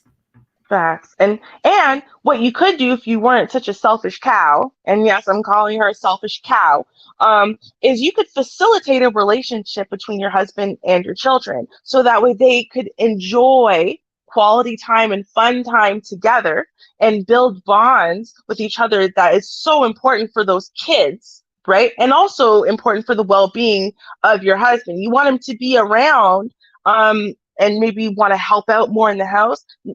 Then stop looking at him like his job and responsibility is to alleviate you of all your responsibilities while still fulfilling all of his own. That's not his job. His job is to do his job. Your job is to do your job. And you know what? You know how women get some relief is literally when fathers spend quality time with their children, right? Because then he's an adult, so the kids will be fine for a little while. But the thing is, she doesn't want to facilitate that relationship. And she's not okay that they can just have fun. She doesn't want him to have fun with his kids. She wants to be able to have all the fun, right? Yes. She wants him to work and come home and help with the in-house work too. That's your job, lady. And like you said, that lady is definitely a selfish cow. Bruh. Okay? Yo, when I heard that heifer, see, because when I heard when people say that heifer thing, and I'm like, wait, heifer, and I learned that, and I was like, that's a cow. I'm like, wow, what a thing to say. But no, this is literally how I felt in that moment. I'm like, wow, what a selfish cow. That's literally the terms. I thought you meant she was fat. Well, I mean, that's part of it, right? But like, I think it's just like overall, you just want to stand there and chew grass and stare at people and be entitled. And then when people pull at your teats for a few hours and you go, whew, I worked so hard today sitting here chewing grass while someone pulled at my teats for a couple of hours, I deserve a break. Like, that's how I feel like she is. Like, wait, what? No. Right. Like these feminists, I tell you, boy, they say the dumbest things. They really do. And bro, okay, let's keep going, because I could go off on this one all day. Let's keep going. And honestly, before you continue, I can't stay too long. So after we finish this, we can do a short panel because I got to get up in the morning and go to work. Mm-hmm. So yeah. Okay. Remember this: when you come across an older married mammy and she's hating on you for being a single woman and living your life, just know why she's hating on you. It's not because you're doing anything bad. It's because you actually living the life that she wish she could live, but can't live because she got married. And don't assume that she happy either, because if she was happy, she wouldn't even be worrying about you not being married. She'll be minding her own business, living her best life. But a lot of times, these same women will front like they living their best life, but really living their worst life. Because behind closed doors, if you was a fly on the wall, you'll see just how much hell they're really going through. And they're looking at these single women, envying them and the fact that they're free and they can do what they want to do. Sky's the limit for them. But they're held back and held down. Now don't get me. Exactly. Fiance man says she is projecting. She damn sure is. Damn sure is. She's killing herself. She the jealous one. It sounded to me like she's I can't. She the jealous one. She mad. She big mad. Big mad. Bro, I could not. When she got to this part, when I was listening to this video and we got here, my jaw hit the goddamn ground. I literally had to be like, no, she didn't say that. Let me just back that up and listen to it a second time. I was like, Yeah. I'm jealous of who? I'm What jealous is she because talking about? right. Because let's pretend that everything she said so far is not total bullshit, right? Mm-hmm. Let's pretend it's true. So let's pretend, right, that you could be a married single mother. Let's pretend that's true because oh my god, it's so unfair that you have to do your job and your part, right, in a marriage, in a household, in a family. That it's so unfair that your job is actually your job and you have to follow through. But let's think about what your job is, right? So she's complaining because her job is she's got to cook, she's got to clean, she's got to do laundry. And to be fair, once you have a newborn, there's a lot of laundry. Fine. Yeah, and take care of the baby. Right? Yeah. You've got to obviously take care of the kids. You've got to, keep track of all of their appointments and stuff like that. You've got to get up with the kids every time they need to get up, which means your sleep is broken up. Get that. Super hard, right? You now have to bathe the kids. You've got to cook and clean, if I didn't say the cooking part of that, multiple times a day, including snacks and whatever. It is super hard. Wow. But guess what you don't have to do? Every damn thing else. And guess what you would have to do if you were actually single? All of those things I just mentioned, plus everything else. Yes. Plus go to work. Plus right? buy the food. Plus make the food. Plus pay all the bills by yourself. Take care of the kids. I'm sorry, I'm chewing. You'd have to shovel. You would have to mow the lawn. You would have to water the lawn. Car. Yeah, make cheese tires, fix the car, blah blah blah. Right, your dishwasher, instead of acting funny, you're the one looking into it or finding a lot of money to get it repaired. Oh wait, the handles fell off of your cabinet. You're the one who's going to be repairing that, getting new stuff. Right, girl, you painting that wall. If your wall chip, you painting that wall. Okay. Right. When your kid decides to throw something and break so and so thing, you're the one who's responsible for fixing that. Like, exactly. I think there's a million things that you are now responsible for 100% independently by yourself, including on top of all those things you already have to do right now, right? Including making sure that you have the money to pay for the roof over your head and all the diapers you've got to change and all that water you're going to spend on all that laundry and so on and so forth, right? Absolutely. So the way I see it is this, right? Just from that simple fact alone, why the hell would I be jealous of a single mother that's actually a single mother, right? Why would I be jealous of that woman? Explain to me what she has that I don't. Because why would I be jealous of a single bitter broad? Someone tell me. Because right now, and I told you guys this at the start of the stream. See how it's coming full circle now, and you understand, right? We started the intro, and then the smell of eggs started wafting up through our vents, and I am allergic to eggs. So because now I have 2 minutes left. Oh no, what am I gonna do? Well, if I was a single bitter broad, I would have had to type into the back chat to Melody, BRB, I'm sorry, give me 5 minutes. And she would have just come on and I just would not have been talking. And that just would have been that, right? But what I got to do instead is sit on the couch right next to the window that's open so I could breathe in that. And I also had a hypoallergenic mask on. And Mr. Rubes, my husband, ran around making sure the windows were open and the incense was being burned and all this stuff that we do to try to combat this problem when it happens, right? He was doing it for me while I got to hide over here in the safest part of the house and breathe normally over here. And then when our intro was done, I was right here to say, hey, Melody, and tell y'all the story, right? That was why, because I'm not a single bitter broad, right? And I don't even have children yet. The amount of things that I'm able to do with my back injury, you know what I got to do with my massive back injury, couldn't even walk? Well, you know what she would have done? What all of them would have done? They would have still been working. Or maybe they'd, I don't know, live in a gutter somewhere or whatever. But what I got to do is I got to focus on my health and recovery. And I got to do that while Mr. Rubes went to work. And then he'd come home and feed us too. Like when I say feed us, I mean he would cook and bring me the food, even though because I couldn't get up and down the stairs like that.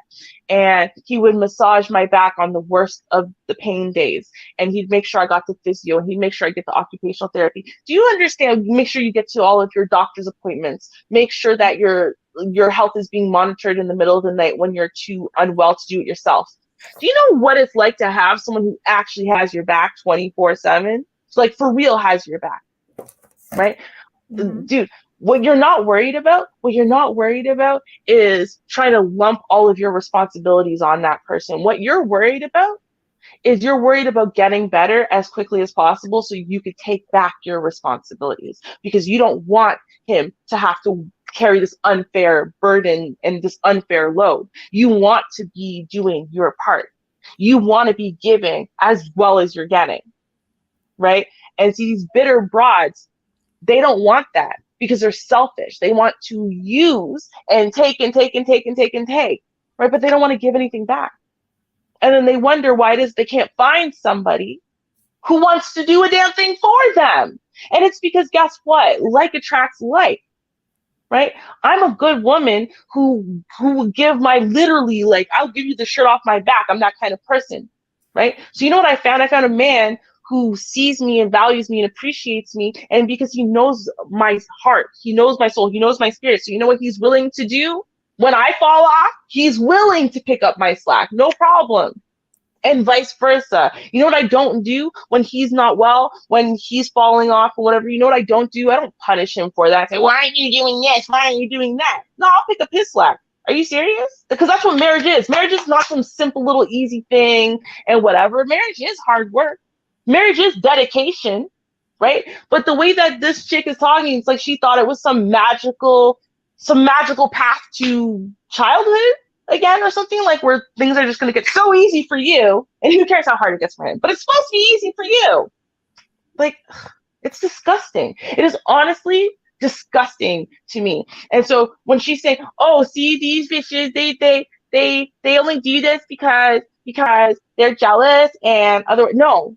The reason why I've been speaking out against feminism and against this type of stuff is because I find it disgusting, because I find it, like, it literally breaks my heart for men, and because I understand why it is that our community is in shambles and is going to keep crumbling unless we can nip this crap in the bud and we can turn it around and get women to start thinking grown-ass adults who understand that the world does not revolve around them, and they're not little pretty privileged children who deserve to have all of their burdens removed, and for the entire world to have to shoulder their burdens while they do nothing in return, right? Like, that's, it just pisses me off. It really does. I just think it's so gross. Definitely gross. I'm So steaming right now just listening to these videos. Like, it's really getting to me, because it's like you have, oh my God, you have that privilege, the wife privilege. You get to stay home. That's what everybody, and I know I keep saying the same thing, but it's mind-boggling to me. You're a housewife and you're not even that hot. Like, in the space, they say, oh, in order to be a housewife, you got to do this. You got to be a high, high value woman and all this. That was an average chick. And she got, you know what I mean? And she got the privilege of pretty privilege, having that perfect marriage. And she's complaining about it. You're sitting there complaining about being a housewife while your man is out getting that bread. Facts. Like, it's the most ridiculous thing I've ever seen in my life. She don't deserve that lifestyle. She needs to be the bitter broad that she is. She's bitter and she deserves to be single. Period. And as a kept woman, I will tell you 150% I co-sign that message. This is the most privileged of lives, okay? That's just what it is. It is what it is. But let's keep in the panel while you continue to do that. Is that okay? Yeah, you can drop the link. If we can get through like the next minute and let's get through it. There's only like you're right. Let's get through it. And then like honestly, there's only like a minute and a half. Like it's not that much left. So don't worry. We'll run through it. But drop the panel. That way people have time to start trying to come up, because we don't want to be on too long. So you can drop the link and we'll just run through the last couple minutes. And guys, when you come up, don't talk, just mute yourself. Wait till we get through this. And then we'll call on who we want to go first. Okay, so I'm dropping it now, guys. All right, let's go. Right.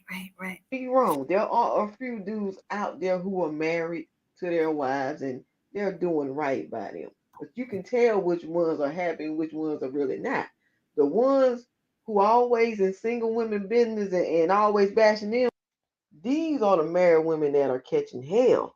Now the ones who are being honest and the ones who are not really, bashing the single women, these are the ones who are getting treated right.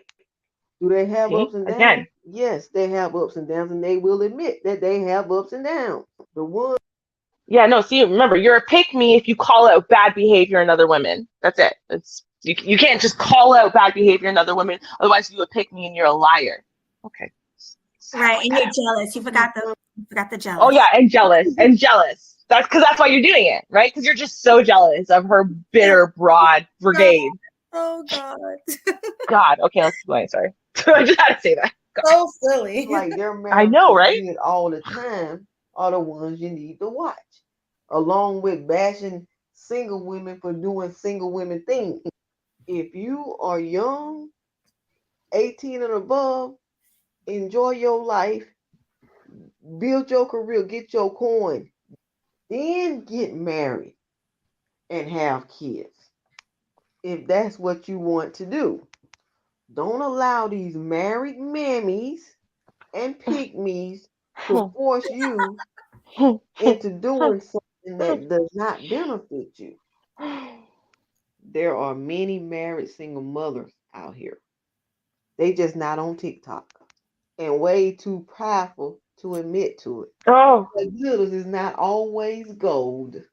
Oh, she Let bitter me bro. know how y'all feel about this. Sound like somebody nanny.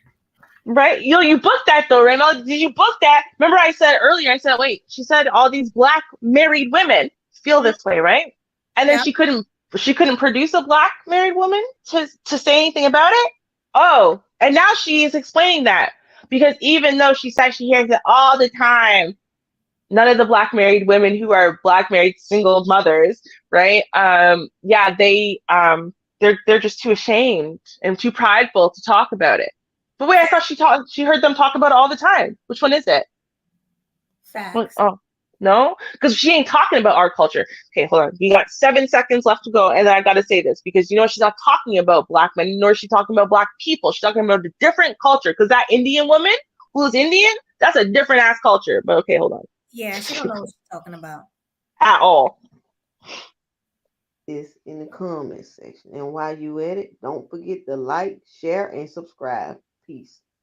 That's what I want you to do for our video. Like, share, and subscribe. You heard her. Mm-hmm. Right? Like, subscribe. Help us in the algorithm. We should be a lot bigger than what we are. So help us get there. Snappy. 100%. There's people that don't even deserve to be where they are. That's where they are. So yeah. And that's why I'm like, yo, this is why it was so important. I'm so glad that we got a chance to review this and you were able to find the time today, Melody, because listen, there's so much that is being spoken about online, right? And I think a lot of people, they're always trying to kind of capitalize on whatever the next biggest talking point is or whatever, right? But let's talk about what's really happening within the women, because this is what they're really doing, right? And when we as women, right, when we bring up stuff like, hey guys, you have to realize the messages that are coming to the young women out there. It's not even that they're bad. It's not the women, it's not that these young girls and young women are bad. But look at the messages that they're being pummeled with constantly. This is the lie that's being told to them. This is a lie. Right? And then look, and she's got it with a perfect little bow on it, right? So, oh no, all these married women, they're just married single mothers anyway. So you might as well just wait and become a single mother that's actually single, because there's no difference. Why can't you find any black women saying this shit? It doesn't matter. Here, let me show you people from Indian culture and other cultures that literally see women as actual second-class irrelevant citizens, right? And allow their young baby sons to literally disavow the mother and disrespect the mother 24/7. And that's just fine, because whether you're a 2-year-old boy or a 50-year-old boy in that culture, women are nothing, right? That's the culture. That's the woman you had over there talking in this video. They couldn't find a black woman who was actually married to say she was a married single mother. Couldn't find it. Why couldn't she find it? Because it doesn't exist in our culture. That's not what black men are doing. They're not. If black men are not around, it's because they are literally working themselves into the bone to be a permanent ATM to this family, because his family and his family and so much of the culture is trying to tell him that that's his only value, is to be an ATM. And he is desperate to spend quality time with his kids, but he doesn't have a chance to because he's so busy trying to make sure he can pay for everything that everybody wants. And he's being told that, you know what, his quality time as a man from father to son or father to daughter, irrelevant. And you know what, these wives that are so miserable, it's because those women are not valuing the man either as a person. So then they're like, oh, you won't pay attention to me as my husband, no quality time. Did you tell him that he's a valuable person, or did you tell him if he can't buy you that Birkin bag, then he ain't shit? Which one did you tell him? Right. Like, listen, it's obvious that these women want more than what they deserve. They have, you already have it all. You're married. You got the ring on your finger. You have a husband that's willing to work hard to the bone for you and your children. You know what I mean? He's taking care of these kids. There might even be a possibility that's not his child, but he's still, you know what I mean? They say, mama's baby, papa's maybe. You know, that might not even be his child, because these women running around doing whatever. But yeah, he's doing what he got to do. There is no quality time when a man got to get up and go to work full time, and probably even got 2 or 3 jobs just to take care of your ass. That's all I'm saying. And it's really, this is a real like touchy topic to me, because we see this too much in the Black community, where these women just use and abuse men, and they don't even want to play their role in a relationship. They want the man to be the housewife and the husband. And they just want to sit around, like you said, and get money so they can get their Birkin bags and their nails did and their hairs did, their hair did, you know, clothes and shoes. But yeah, it's crazy. It really is. And they wonder why Black people, and they wonder why Black women are the least married, because they can't get and they stay divorced. They don't have the wife qualities, period. Right. I gotta say, they're the most engaged and least married. Exactly. Wonder why that is. Right. Okay. Because they're not playing their role to get that actual marriage. Exactly. Sorry, very point blank. Who was first? Right? Fatty Fatty was first. I think it's Fatty. Hello. Hi, Fatty. How are you guys doing? Good. How are you? How are you? I'm doing fine. Thank you. You're welcome. Where's your accent from? I live in Portugal, Europe. So I know it's a Russian accent, but both languages sound phonetically the same. So if you see like a Dracula accent, you know what's up. You don't know Fatty? No. Nobody knows me, but everybody knows me. And I'm not a troll again. I'm not here. Sometimes you can be a troll. Sometimes on the But Melody, you saw what happened to that video that you reviewed the other day? That was your fault. That went viral, and now everybody's reviewing to it. Was that really my fault? Well, nice. No, it was your fault, because you told me to play it. Because you I'm just saying. but you see, nobody likes me, but then everybody. So I'm glad that you at least let me be here for a while without insulting me and calling me a troll. I appreciate it. I like you, so that's all I matters. I appreciate it. We like there you go. On the topic, it sounds like everybody is upset about what they have, right? Yeah. If they are single, they're complaining. If they are married, they're complaining. If they have kids, they're complaining. I think we are like this, the social media, like the last 10 years, especially Instagram and the instant gratification way, and you have like dopamine hits every time somebody likes your photo and all that. I think he really messed up our brains. I think we are not ready for that. I think we were never ready for that. And like, do you see those studies like where they like, I think it was egg and or something like that, where they put like 4 flavors, and the people usually spend money and got off the way quickly. And then when you put 25 flavors, people would take a lot of time to pick, and they will spend less money than they usually do when they have like few flavors to pick. So I think that's what happens with our ad. We have so many options. We are so like we are so distracted with the neighbor is doing, what's the vacation he did. If I went to Miami and he went to Paris, now I'm jealous and I'm not happy because I wanted to go internationally, and all this stuff that we compare us, like we are getting to a point where we are delusional in every single level. So I don't know. I think our generation is going to pay, and the next generation too, for the rest, like for the kids that will be born like in 10 years, for them to see what doesn't work, because right now it's a mess on the West. Not even black woman. I was talking not the other day, yesterday. I was showing the guys the divorce rate in Portugal, and they were like, "Whoa, like what the hell?" And it's like a 90% white country. Well, I have a And question for you. Are the feminists there as well? oh, absolutely, absolutely, Okay. yeah. On that, feminism is the biggest religion on the West right now, and with the born of social media, like before it was just pamphlets, right? All on the work, and you could see it in there. But with social media, it became the biggest religion on the West. So women are being indoctrinated for like since a young age. They don't like they can get whatever they want without giving something in return, and men are taking like a little bit of time to adjust into this new type of woman. So right now I see the pendulum going back to the middle, right? So we went to the extreme left, and now women are starting to wake up a little bit and say, I'm being lied to, I'm 35 and I am miserable, I have the career that I wanted but I don't have a family, I did it the wrong way and put the dad away, and now I'm here struggling. So I think it will going to take a while, probably 5 to 10 years, for the older woman to go to the new woman, to the younger woman, and say, "Hey, be careful about you. Like, be careful with what you wish for." So, Right. You are an intelligent man. Thanks for pointing that out. sometimes. Thank you very much. My Well, wait, pleasure. I have a question about the divorce because I don't know what was the divorce rate in Portugal. You were saying? Oh, I can show you. I can show you. Yeah, Divorce. pull it up.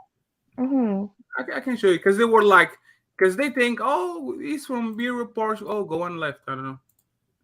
I'm sorry. We So, love statistics over here. Let's get Mm-hmm. Yeah, we so like this is facts over here. yes. yeah. So this is the divorce rate per like per 100, Oh, let me like pull it up. divorces per 100 marriage, right? And Mhm. like if you go back, like the conversation was around, like it was Mr. Logic. He told that the divorce, like women are so staunch right now in what they do because they started to go to work, and now that they make money, now they don't like this model of marriage, right? But women were working on the 60s, so right now is on 1100000. Then on the 70s, it became 48877, and you go see 80s. On the 80s it was 10, 13, 13, 13. In 92 it was 17, 20, 25, 30, 30, 30. And like you get like a giant boost in 2000 when social media started, let's say the internet boom, the www.com era on the 30. And then afterwards, when you get the normal social media that we have now in 2008, you see 70%, 64, 68, 72, 73, 70, 69, 72, 69, 64, 58, 71. And in 2020 you have 91% because it was the C19 year and nobody could get married. So the people were divorcing left and right, but nobody could get married. So that's why you have this gigantic number. So in the last 10 years, the divorce rate is 72%. And if you compared it with United States and with black women and all that, it sounds like white women are behaving like black women. Like they are not egregious, right? The twerking and the masculinity, but at the end of the day, you are going to get the short end of the stick, because if they don't do it overtly, they do it covertly. That's Right. my opinion. I don't see any different. At least with black woman, I kind of know what I'm getting. Like the attitude problems, you can see. Like when a woman gets mad at you, you can see how long, like how far she can go. Yeah. But in Europe, you see the goody two shoes. I will love my husband forever, and then as soon as they get to the point where they know they're going to benefit from leaving him, they're doing exactly the same thing. So it is what it is. Oh, so I have a question, right? Because, like, for example, in America, well, not even just like America, like in the Western, I'm gonna say North America, right? You can Mhm. see certain benchmarks that we had as far as the way, certain laws and whatever changed. You can see that had a big effect on the divorce rate, right? So you're talking about like the internet and when the internet boom happened, right? I'm wondering if other types of things happened in Portugal at certain places, like for example, it was legal for someone to beat or R word their wife until like 1984, for Yeah. real. Right. And so once you saw that there was a change in the law, and then Mhm. within the next 5, 6 years, a change in the attitudes about, no, it's not okay for you to be an R word your wife, right? That's Yes. not cool. Then all of a sudden you saw the divorce rate skyrocket. Did you guys see a similar kind of change there? Like, did any types of laws change that you Is saw it affected the divorce rate? is the pendulum swing, right? The Mm-hmm. pendulum was on the right side saying if your husband beats you up or grapes you, you have to, there's something you're doing wrong. Don't piss him off, right? And the Mm-hmm. pendulum went from that to the other side where if a woman just makes a post or a tweet saying my husband beats me, he loses his job, he goes to jail, nobody likes him, even though nobody has proof, right? So he went to Mm-hmm. the right panel, to the left Yeah. panel, and like you say, like again, people are going to abuse the power that they get. Absolute Mm-hmm. power corrupts absolutely.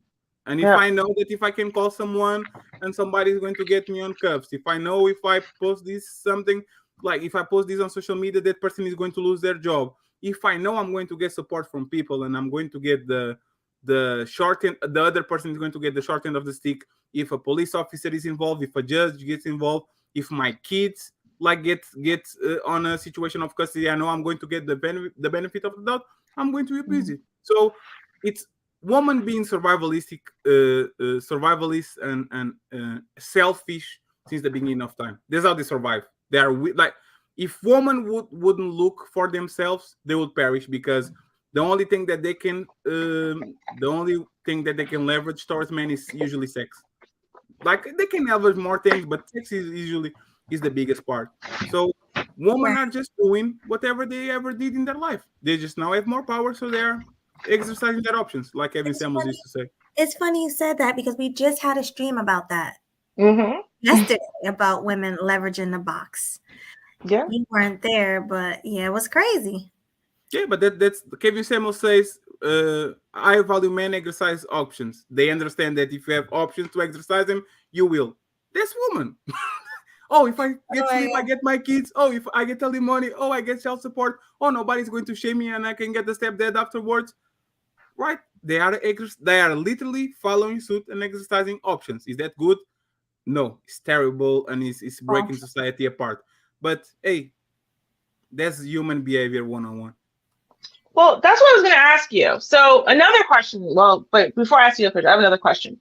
So because a friend of mine, she travels like to like all over the world. Just like every year, she has like a month of vacation and she goes places. And I remember it wasn't that long ago she went to Portugal. And she's like, "There's Yes, black people here," and I'm like, "No, there's not." And she's like, "Yes, there is." And so yes. her whole entire trip, that was her whole thing. She was sending me pictures of real black people that real really are black Portuguese people. people.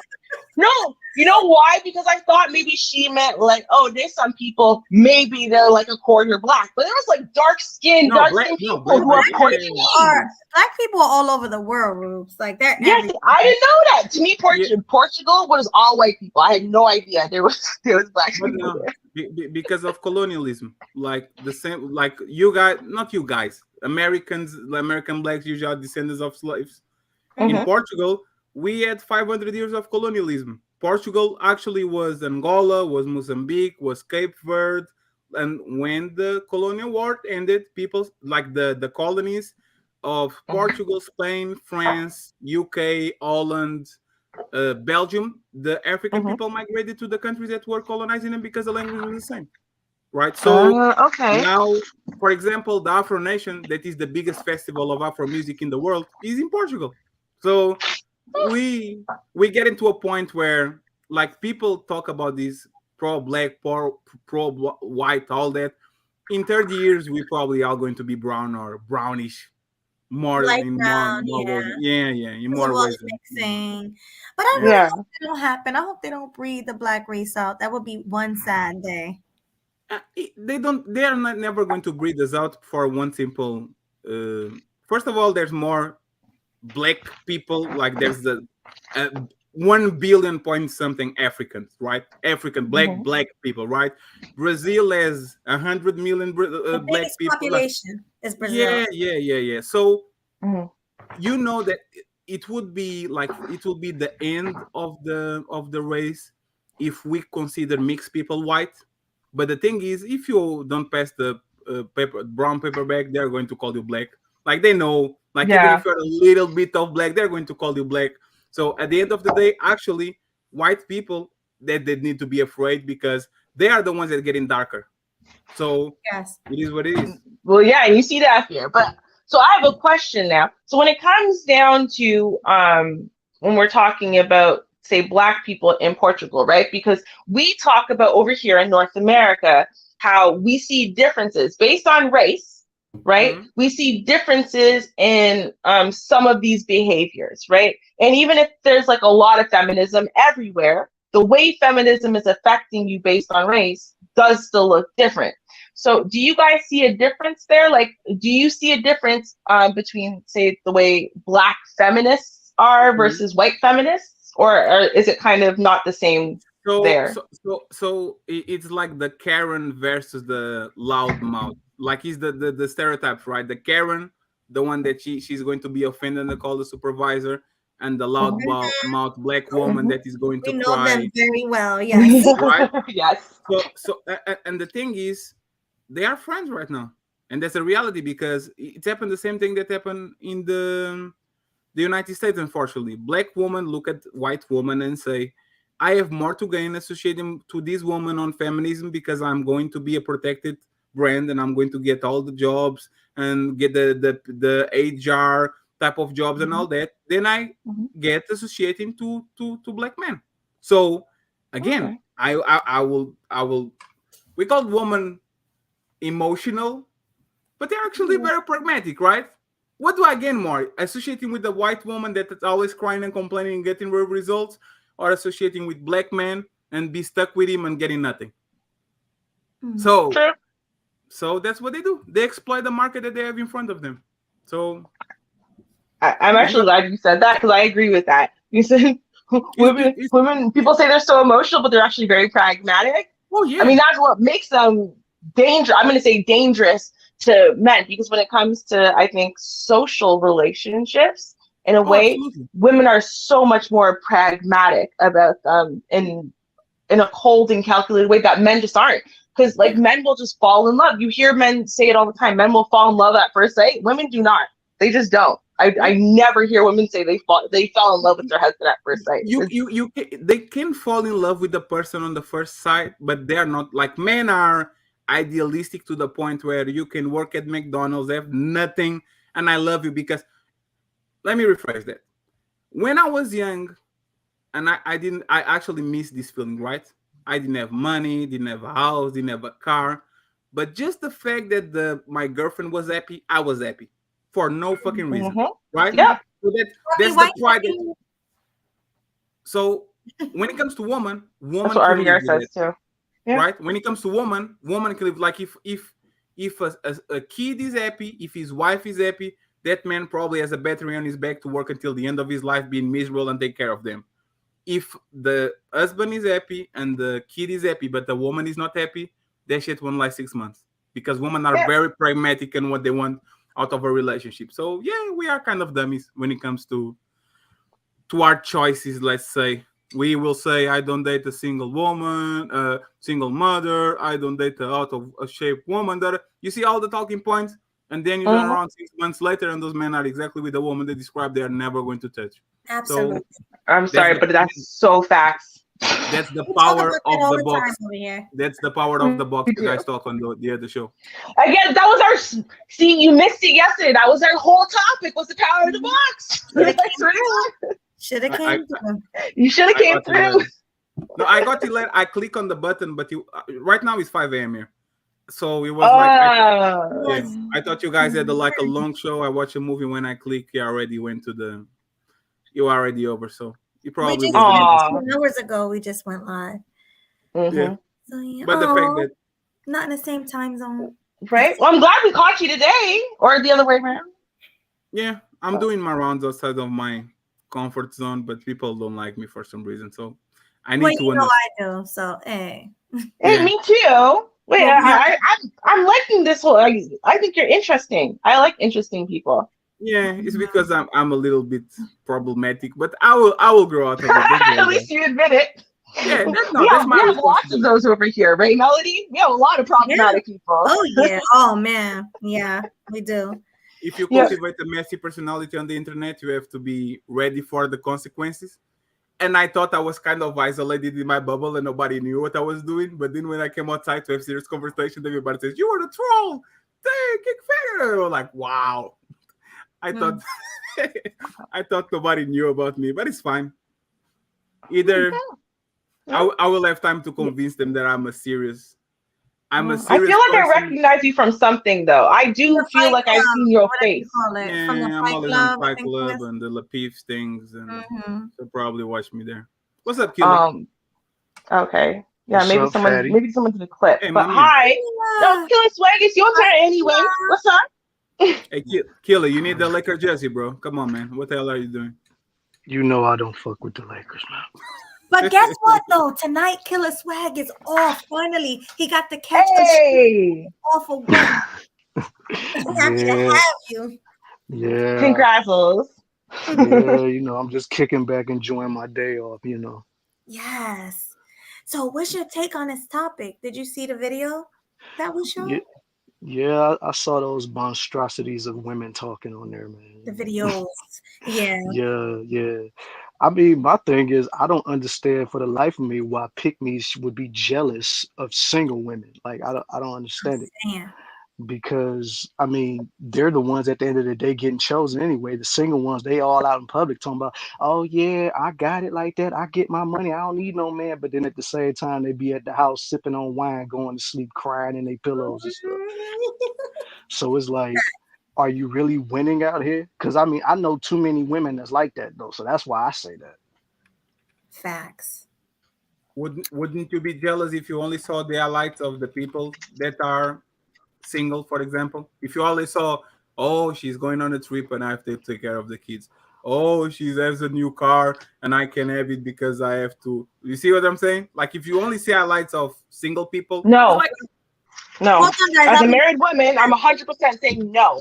There's nothing about them single women, bitter brides or otherwise, that I'm jealous of. Like, I am happy for, what we'll call the pick-me women, like Melody, right? I'm happy for them. They're younger, they got their whole lives ahead of them and stuff like that.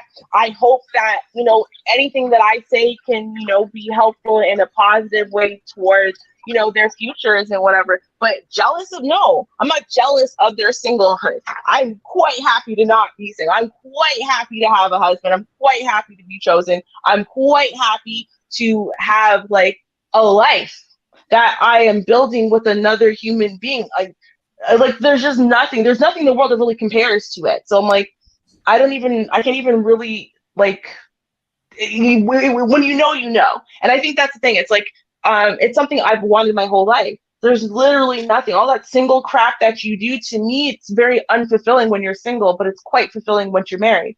All of those girls' trips and where you're drinking and just trying to find someone to come warm your bed tonight so you're not so lonely. I don't have to do all of that because I came with my warm body. My warm body came with me to the place. My warm body is going to wake me up with coffee in the morning. My warm body is going to, rock my bed tonight before we go to sleep. And that's just going to be every day. I don't have to go looking for it because it's already there. You know what I mean? So what am I jealous of? Like their singlehood? The fact that they had the scrimp and save and pay for that vacation themselves, when meanwhile my husband is going to surprise me with that vacation that I didn't scrimp and save for. I don't get it. Ruby, it's human nature. People want what they don't have, right? Single woman want to get married. Married woman want to get single. Let me give you an example. on next Monday I'm going to return to my jiu-jitsu classes, right? So I was talking with the guys because I didn't see him like 2 years, like before C19, 2 3 years. And we were talking about it, and I was on the dressing room talking with them, and they were complaining about their marriages. Man, now I have to go home and do this and that, and I can go. Like I told them, hey, we're going to watch the game. Oh no, because I can. Da, da, da, da. And they was complaining, right? And then I go back home. A few days pass, and the guy is posting wonderful pictures with his family and his kid and his wife, all happy all of a sudden. And in my head is like, if I only saw what you're posting right now on social media, I will be very encouraged to be married because I'm going to be jealous of you being happy with your kids and your wife. But because I know what's on the background, I know I'm glad that I'm single and I'm living my life with no worries. But there's the thing, I have the ability for most of the time, and a lot of people have, to go around the curtain and to see what is on the other side that they are AMV. But most people with Instagram and social media, they only see the highlights of Ruby life, Melody life, Fairy life, and they want what they can have until they have it, and then they complain because they want, like, they actually got it and now they are not happy about it. Okay. I mean, I feel, I hear you, but I just don't understand. I don't understand why on any level I would be jealous of singledom. Like, there's nothing that's appealing about that or better than the life that I'm living. Like, I just can't, because everything, I don't know, to me, again, being by yourself all the time is not good. Being the only person who really has your back in this world is you. If you were to get sick in the middle of the night, there's no one to care at all. If you were gonna go on a trip or to a wedding or to what, you're alone, that's it. Like, you're just, like, I don't know, it's just very lonely. Like, to me, there's just like, and there's nothing that single people do that married people can't do together. Like, all of the trips or the cars or the this or that. In fact, research proves that people are significantly more successful when they are married. So that in and of itself, you would get there faster if you were married. So it still just doesn't, like, I don't know. I just don't understand. I don't understand the appeal of being jealous of these people. But I mean, I don't know. It's so confusing to me. It is so confusing to me that these chicks, I think they're lying. I don't even think they're being honest. Like, I hear what you're saying, and I think that that's the reason why they're jealous of us. They're jealous, whether it's not just jealous of married women, they're jealous of Pickme women. They're jealous of the Melodies of the world because they have no idea how to be her, but they're desperate to be her. And that's the worst part. They're so jealous of her. They really are. That's because they married to men that they never wanted. That's Hey, the Mel. fact. Mel, hey Mel. What's up, Mel? What's up, Mel? That's the whole point. They're married to men that they never wanted. That's why they're so jealous. By them being single where they are, they feel like they can start over and finally get the man that they actually really wanted. But they missed that chance and stuff. And don't even realize, like, you know what? Shish, you didn't get the best option where you thought you did. So you know what? You have to get what you settled for and then want to work for that. So this is what makes them bitter. They married some men that they never wanted. And stuff. They ain't like one of them dead settlement type marriages and stuff. You know, like with the guy that, you know what, you probably hit the wall, he's a good man and everything, but it's like she feel like she just settled for him and stuff like that, despite he's doing right by her and everything. But that's her own fault. Yeah, preach, man. They never took the deal that made sense. You know what I'm saying? You gotta take a deal that makes sense. And unfortunately, you know what I'm saying, they overshot their chances, screwed up, and now look what happened. So that's why they're so jealous of those single females like that. Ones that are married and stuff like that, because even guarantee they're jealous even the ones that are married, but they don't complain like they do. And stuff. Because most of those feminine submissive wives don't be out in the open. Like, they don't even have to. They don't be out on YouTube large numbers and all that, because they're the living receipts. They show they work. They the living work and everything. When they met, those are the one that married to the men that, you know what, they actually wanted.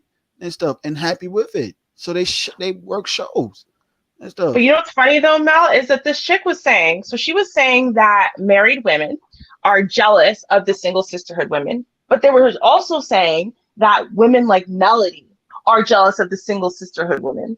That's what she was saying. She thinks that Melody is jealous of her. Do you think that's true? And that's No, I another don't mean point. Melody, but do you think there's a reason Pickmes would be jealous of the sisterhood chicks? That's from Mel, right? No, Yeah, me? that's for Mel. No. Like, but that is that. Oh, sorry. They jealous of Pickme's jealous of the singlehood chicks, The sisterhood chicks. sisterhood chicks. Yeah, The but straggle game. why? Yeah. What do they have that she doesn't have? Did she explain or elaborate? Yeah, basically Melody wants, and women like her want to be picked. They value love and respect men. That's what and what they're saying is no. They would say you are Melody just be jealous lying. of the single chicks. Yeah, Melody should be jealous of the single, or they say that Melody is jealous of the single sisterhood chicks, right? But So it it's not makes just no married women. sense. Pickmes are also married women, and Pickmes are jealous of the single sisterhood chicks. So That's, on the See, on the these are the type of females trying to lump up and it's just none but bitter females, man. Bitter females that trying to lump up so many different types of women to amp up their whole old misery and stuff. The misery measures of group of the spread over other group of misery females, man. It's like the bitter older female that trying to use scare tactics to scare the younger woman from having a chance and stuff. So she tried to disguise it as this big woman empowerment and everything.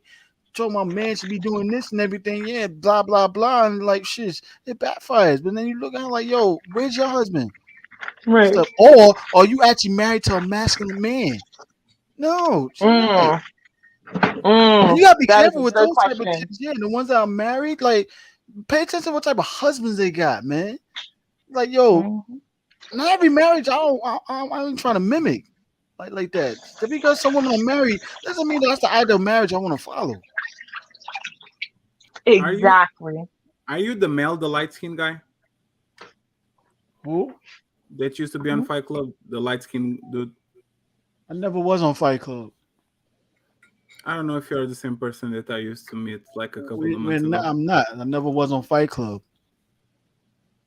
I never even go to Fight Club. I apologize, my man, for insulting you. Oh, look who's here, Angela. Insult me. What are you talking about? Up here? Angela's here? Angela is here. You got a woman on here. Yay! Hi, Angela. Hi. Hi, thanks. Welcome. I had to weigh in on this topic because I do hear the what do you call them? The strags. I usually call them strags. That's always attacking women that are married. Like sometimes when I jump on certain people's panels, and I might be going back and forth with a strag, they're always making assumptions. Well, you're married, so you're probably miserable, or you're just jealous, single, and it's like no one's jealous of you guys. No one. Like they don't really do nothing with their lives. Like I know females personally that I know going back in college that were pretty much running the streets, and then I look at them now, they're still not married. They got several different baby daddies. I'm just looking at them like, I don't want your life. Like, there's nothing about them to be jealous of. They're pretty much doing the same thing they did when they were young, but now they're out of their prime. They don't look the way they did when they're young. Plus, they got kids, but then they also don't have a man. And every time I turn around, they're in a new relationship with a new guy. It seems like once every year or once every 6 months, and it's like, who actually wants that? Situation shit. Facts. Thank you for that, Angela. Coming up here with logic. Right? Like, who wants that? I don't understand. Why would you want that? Who looks at that and goes, you know what? I really wish that I was struggling on my own with no one to give a shit about me. I really wish. Like, God. I hate having this man who has my back and pays my bills. This is terrible. Like, wait, what? Like, it doesn't make any sense. It doesn't make any sense. Did you hear the whole video, Angela, of everything? Sorry. Can you ask the question again? Did you hear? You didn't hear me? I said, did you see the videos that we were playing? No, I kind of came in probably like 5-10 minutes ago, so no. Okay, so these women were pretty much complaining that they were housewives. They had the roles of housewives, you know, cooking, cleaning, taking care of the kids, all that. And they were saying that all my husband do is work all day. That's all he do is work and go fishing and doing this and doing that. So what's your take on that? I just broke it down. Like, I'd rather be a housewife. I don't really see what the problem is. If he's working, then that means he's taking care of everything. He's taking care of the household. So I mean, if he wasn't working, then he'll complain and say, "Well, he doesn't do anything. He doesn't work. He doesn't take care of me and the kid." That I don't know. It's like you can't really win with women today. Either he's working too much or he's not working, and it's like you guys pick one. Pick a struggle. It's like I don't. It just makes me laugh. Yeah, and then she's like, "Oh, he goes fishing on a weekend. Don't you got to eat? Don't you got to eat? You know, he works. Don't you got to pay bills? Like, come on, like these women, all they want to do is complain." Can I speak? Oh yeah, and they were calling themselves married single women or single mothers. Married single mothers. I've been hearing that lately. This whole I'm single but married. I'm like, wait a minute, how does that happen? I've never heard of that. I think I seen a video like that. With this, it was some podcast when this chick was like, "There's some women that are married but still are single mothers and everything because they felt the father ain't doing enough at home and not doing his job." Blah blah blah, like mess. And I'm like, are you serious? Yeah. I got something to say real quick. Yeah. Hey, Blue. Hey, now this is a story. This because y'all was talking and something struck my nerves.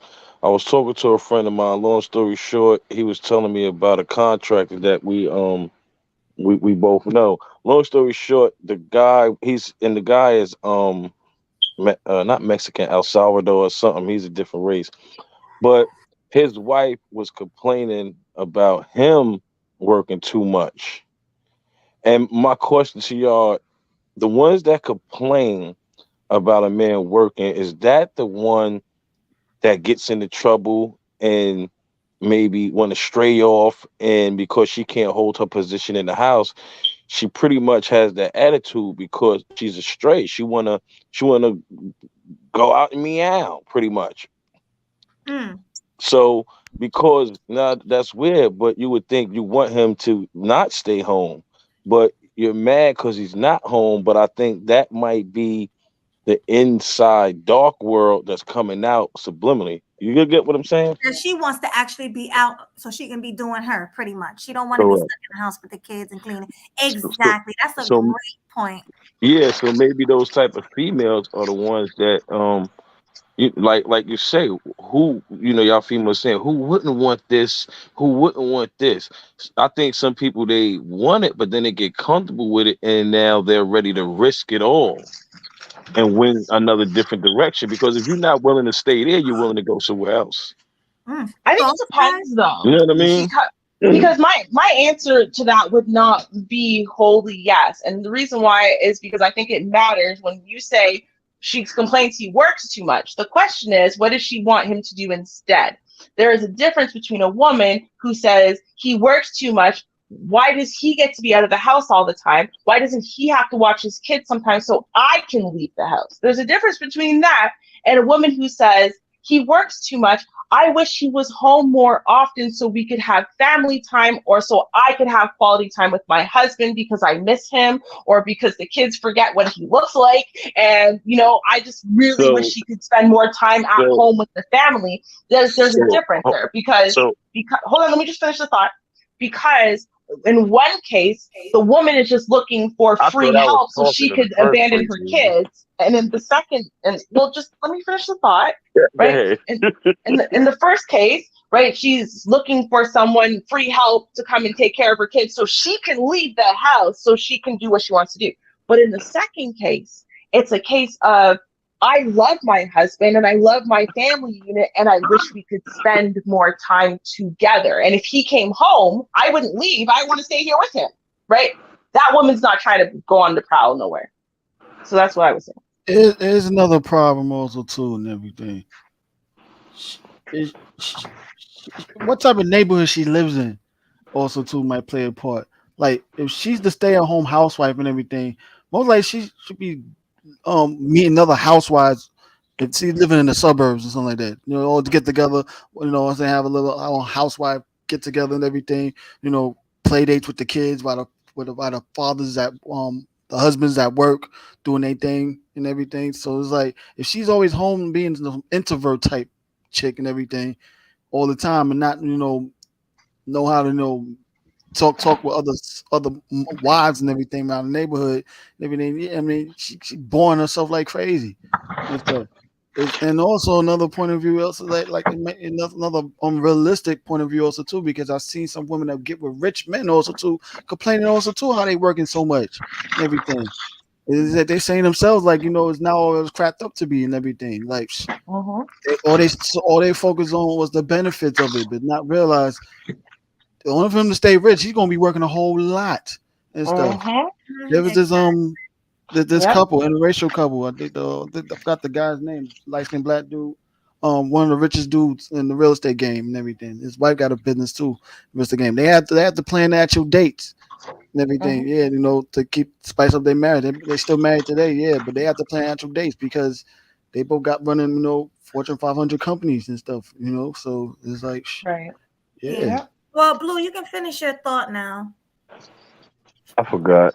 So is it safe to say that, like, in that type of relationship, there should be a schedule? Mm-hmm. There would have to be, but it's It has to lonely. be a schedule.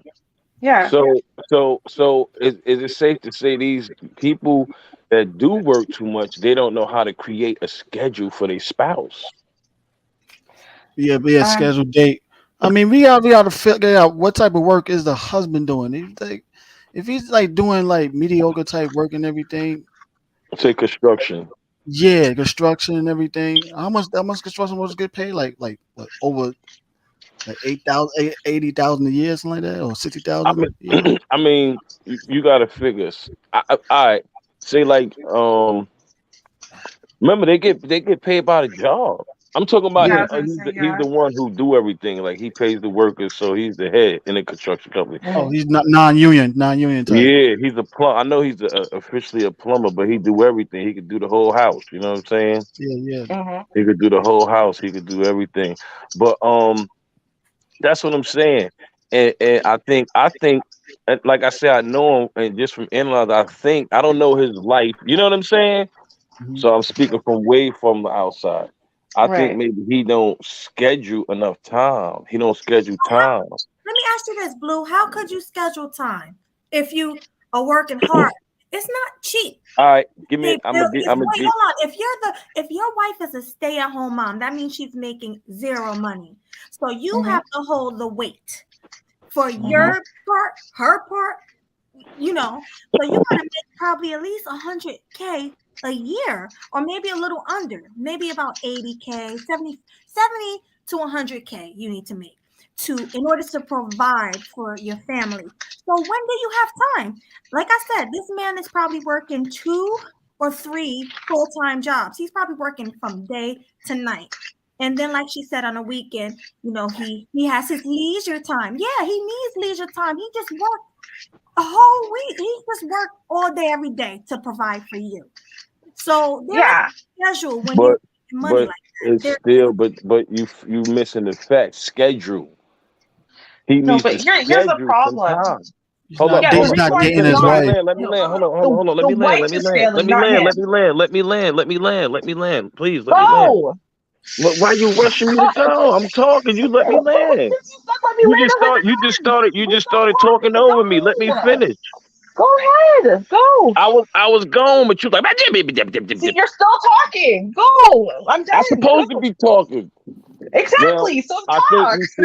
I think you should you have to schedule time, because I have friends and I see how they move. You know what I'm saying? They don't schedule the time. You know what I'm saying? It's easy to take your family and your kids out, but you have to schedule the time. For example, I told them, I said, look, it's such day. They do this over here. They do, such. You should go over there. You know what I mean? Damn, son, where'd you find this? You know what I'm saying? So you got the moral of the story. What I'm saying is, people got to schedule time, like what Mel said in that story. Yeah, but what I'm saying, I also have to say this also too. He might be having a secret affair behind his wife's back, because my former friend did that with his wife consistently. Yeah, like he's always working multiple jobs, but he's always going out, leaving her home. When I used to roommate with them, I constantly hear them arguing, and of course she kind of knows his affairs and everything, but she don't want to admit it open. But you know what I'm saying? But it's like, yo, like he spends so much time. He's like a social butterfly type, but it's kind of a little narcissistic because he's always talking with people so much, and mostly females and stuff like that. So it's like, when he does take her out, it's less like once in a while type thing. Mostly just so he could butter her up, so he could do his thing. Like when he wants to go on his vacations and stuff like that, he takes out to butter her up so he could go off on a vacation and everything with other chicks and everything too. My that ass. So it was like, yeah. So. I have to say this, he might be having a secret affair problem. Right. But here's the thing. The fact of the matter is that most men are not having affairs, and that's why they have literally no time to spend with their wife and children. So that's the first thing. But the second thing, and this is an important factor, is most men, most people who are very busy with work and with achieving and whatever, have enough time in their weekly schedule, right, for quality time with their family and with friends and for themselves. They do. So if they're choosing not to schedule you in any sense, it's because you are more like work and overtime than you are like quality time, peace, and those types of good things. Right now, this is where when people start realizing this type of thing is happening, as women who are supposed to be the social gatekeepers to the relationship, a woman is supposed to realize that, hey, wait a minute, I see that this shift has happened. I'm not exactly sure why it happened, right? But whether she needs to go to therapy on her own talk to him and get him to go to therapy with her. What they need to do is they need to work out why it is that they have turned their relationship and their family into another job for him instead of to a level of peace, tranquility, and belonging for him. Because if home, his wife and children are a place of peace and belonging and tranquility, right, then he's very eager to devote whatever free time he can to that space. But if it's just a job, if it's just misery, if it's just trudging along, right, he might escape into some type of affair or whatever, which makes him feel valued or whatever. But more likely than not, he's just going to hide. He's going to hide in anything, whether it's an affair or at a pub or at a friend's house or just anywhere but home, or at work and he's not even working, just anywhere but home, right? And so you see that happen a lot, and a lot of people who end up going into like marriage counseling and stuff are in marriage counseling because of that, because they've turned their marriage and they've turned their household, their family, into a job, into a responsibility. And it's in essence just another place of misery. And in fact, it might be even more miserable than their job that pays them, right? And that's not what you want. Right now, when women, a lot of times, right, they feel a certain way. So they're feeling neglected, they're feeling lonely, they're feeling like, God, I only talk to 3-year-olds and I'm really sick of this crap, right? Women need to be able to be in touch with the actual feelings that are happening instead of venting them out or projecting, which is what often, unfortunately, happens. What they really do need is some quality time with another adult, specifically their husband. But what they'll do is they will just get mad at him or lash out at him, make him responsible like he did something wrong. Now, he's killing himself, for the record. He's exhausted. He's killing himself. He's trying to do everything he can. He barely has time. And it's like, he tried to spend quality time, but he's so tired, so he fell asleep. and now she's yelling and screaming and da da da. Well, what the hell is all this hard work for? There's no appreciation, there's no respect, there's no accountability. Forget it. I don't want to sit there and be screamed at after I'm working so hard to try to give you everything you want and you don't even appreciate it. You're just yelling and screaming and crying now. Like, what the hell? I earned crying for all my hard work? This is the problem, right? This is where you start getting into these loops of misery, right? And so that's why I will say, like, no, while you do need a schedule, way before you get to the place where you need a schedule, you need actual open, honest communication where everyone actually starts making statements about what they feel, not what someone else is doing wrong, about what they are feeling, right? And normally if you can do that, then you can clear up a lot of the stuff that kind of drives people apart and makes people not want to do things like schedule quality time. So that's what I want to say. Well, that's because Ruby, you know what I'm saying? Just like you said, that leads to one part. They expect us men to be mind readers. And that's the problem. They expect to be mind readers and everything. Which leads to her spazzing on her husband to the point that she'll probably even try to emasculate him and stuff like that. So if he's by getting so fed up with that, what will happen? That's going to drive him towards another woman that's going to make him feel a certain way. Behind that also too. Even if he didn't start off smashing, but like she'll talk to him a certain way that his wife not speaking to him. And he's going to gravitate towards that. Yeah. Wow. And she's gonna talk to him like he's this great man who's working so hard and trying so hard and da da da da. And that's all men want, is to feel appreciated and respected. So exactly. That's all men want. You know, and the sex part. I want to talk about that. If she's working a lot, how do they have time for intercourse? Do you think maybe he's cheating because he's working so much, maybe with like a coworker or something like that? I know I'm going all over the place, but what do you guys think? There's always the why and what led up to and what type of man that person's dealing with and stuff. If he's just like a womanizing with a higher sex drive higher than his wife, y'all already know he's going to cheat regardless, no matter what reason. You know everything. That's just who he is. But the other types we don't talk about and stuff. One situation we just lay about the home dude right here, like about the guy working so much and everything. Yeah, most of the time they're women emasculating their husbands the way they do and everything, and it's like she drives them away and everything. So it's like, bro, he's gonna go, somewhere else. As soon as that woman sees what type of man he needs to speak to him some way, and that's how that develops. The other type is, damn son, where'd you find this? The other type is when he actually tries to get some from his wife. And she's all of a sudden not in the mood and stuff. Like, it could be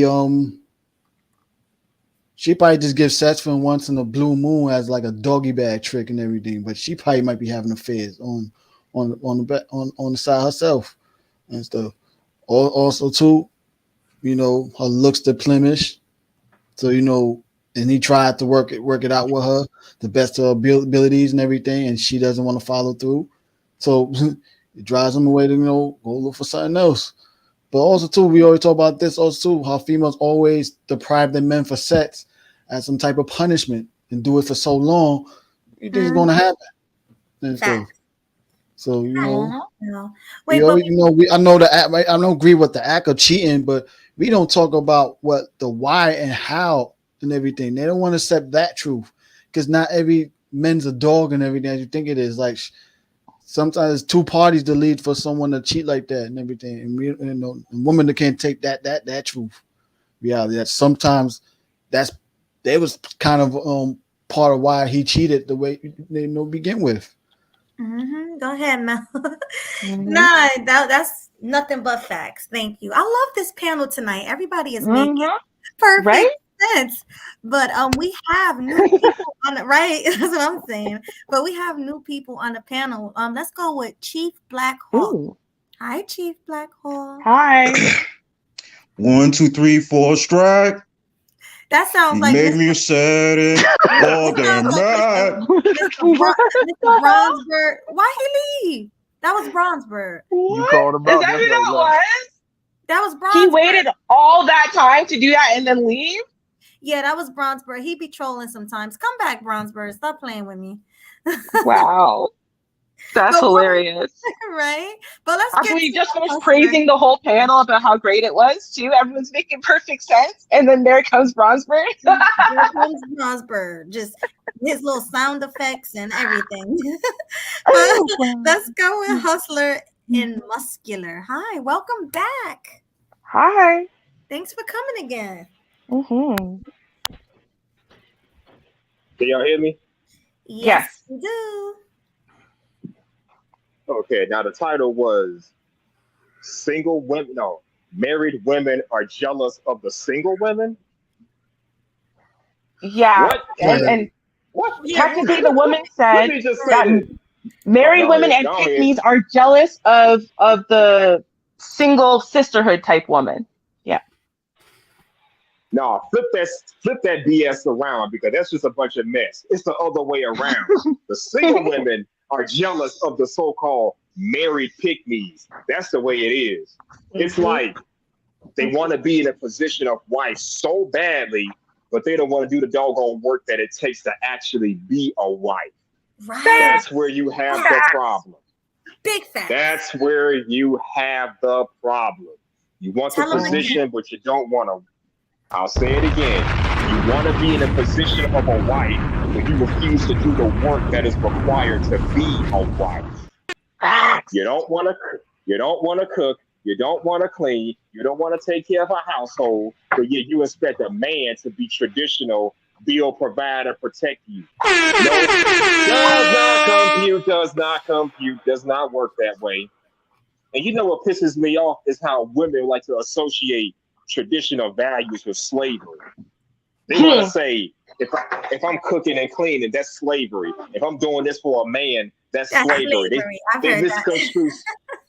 Yes, they misconstrue submission for slavery. And here's the thing about it. Submission should be associated with leadership.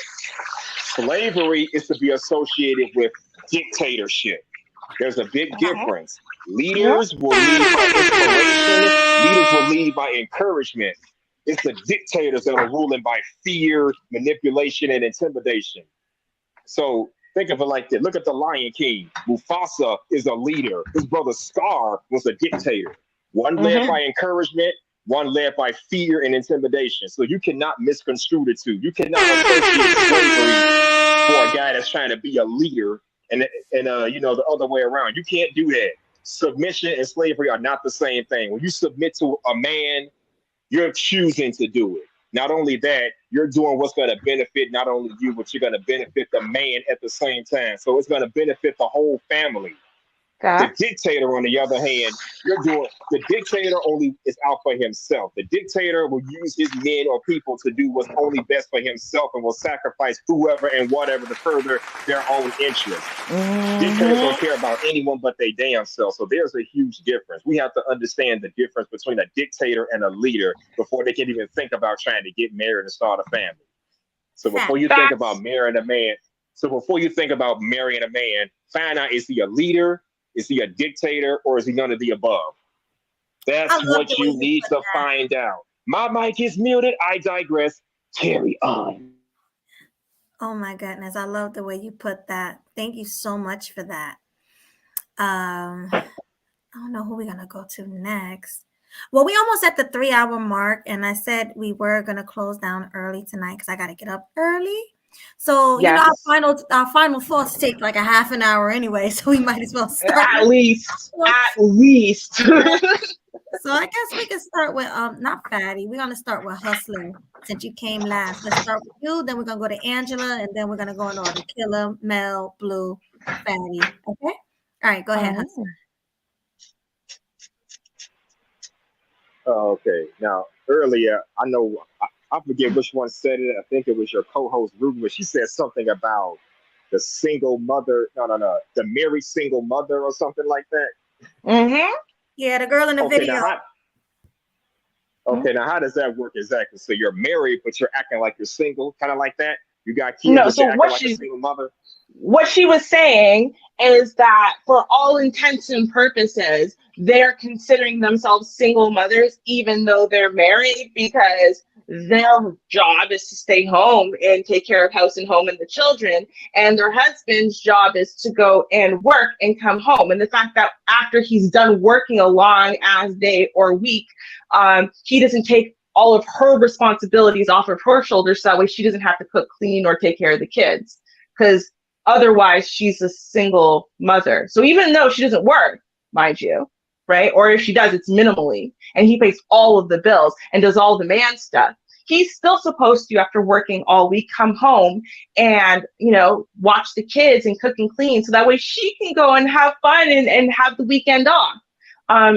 And anything, if he doesn't do that, then she's a single married mother, pretty much. That's what she was saying. Okay. Now here's the problem with that narrative. That's Only the one? worst description.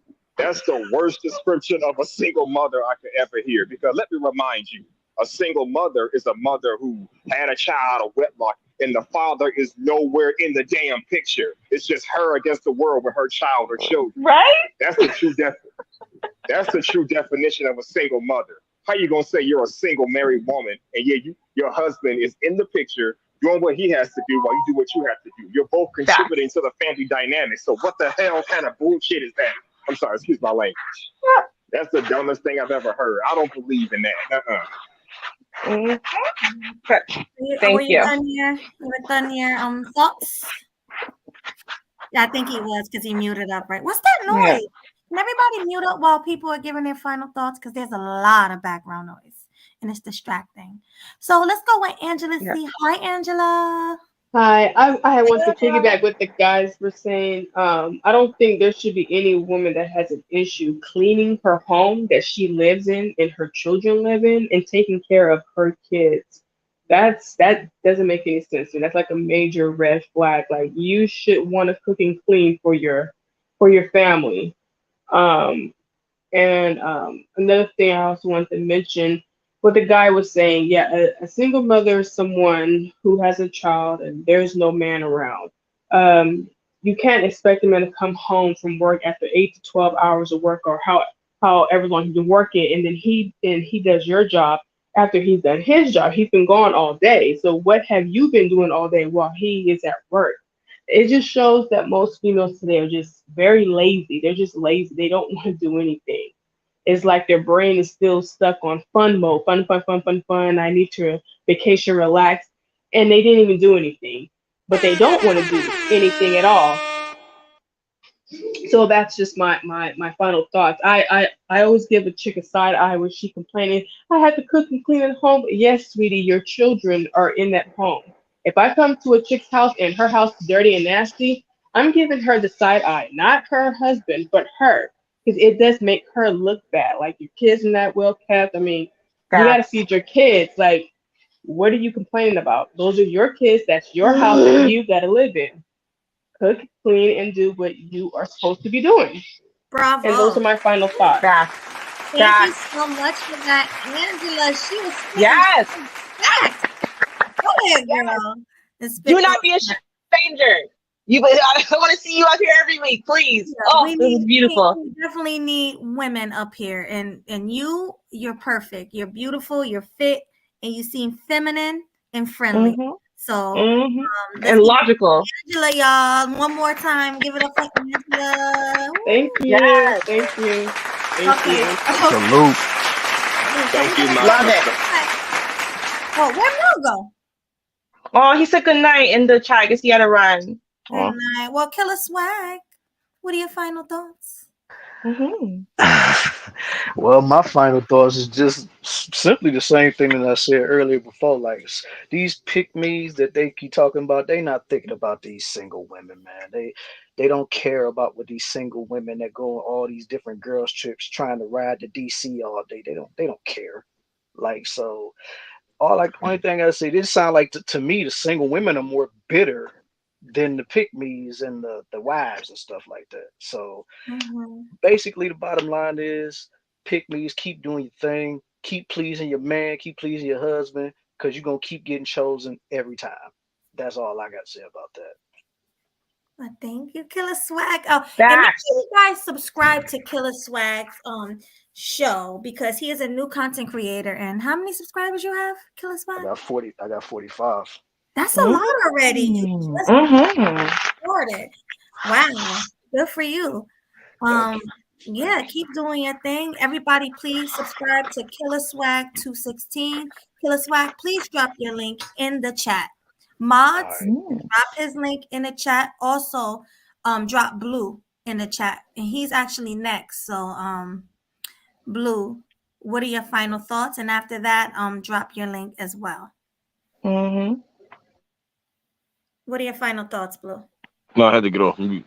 My final thought says I don't know what the terms y'all be the pick me's and the big me's and all that stuff, but I mean the moral of the story is I think you gotta have schedule. You should everything should be scheduled. Just like when you go to work and that's scheduled and you there on time, it's the same way your relationship should be. Schedule and be there on time. If they're if those are the things that make the relationship better far as what do you call them, the pickneys, Yeah, the pick me's. the pick me or pickneys, Pick me, like pick pick me. I me. want to be Oh, picked. okay, I want to be pick married. me, Yeah, pick. pick. I thought it was pickneys, No, pick me. pickneys. Yeah. Well, the cleaning, the young lady was saying something about cleaning. I think that's an issue too. When you people come to your house and you if you live with a female and the house is dirty, that is always her blame, especially Mhm. if the man taking care of the house. There's no if, ands, about it. Clean this shit the fuck up. Because motherfuckers can Hey, have hey, hey! It's the F word, babe. partner. Well, oh yeah, I finished it. I said it already. Come But on, the man. thing is, people have people come. And now, guys, y'all notice in the chat, they get you can meet a woman like, well, you meet a thought, they come to your house, they clean your house. Back in the days, I know it used to be like that. I don't know how it is now, but back in the days, it used to be like that. A girl come to your house, they just start cleaning your house. Mm.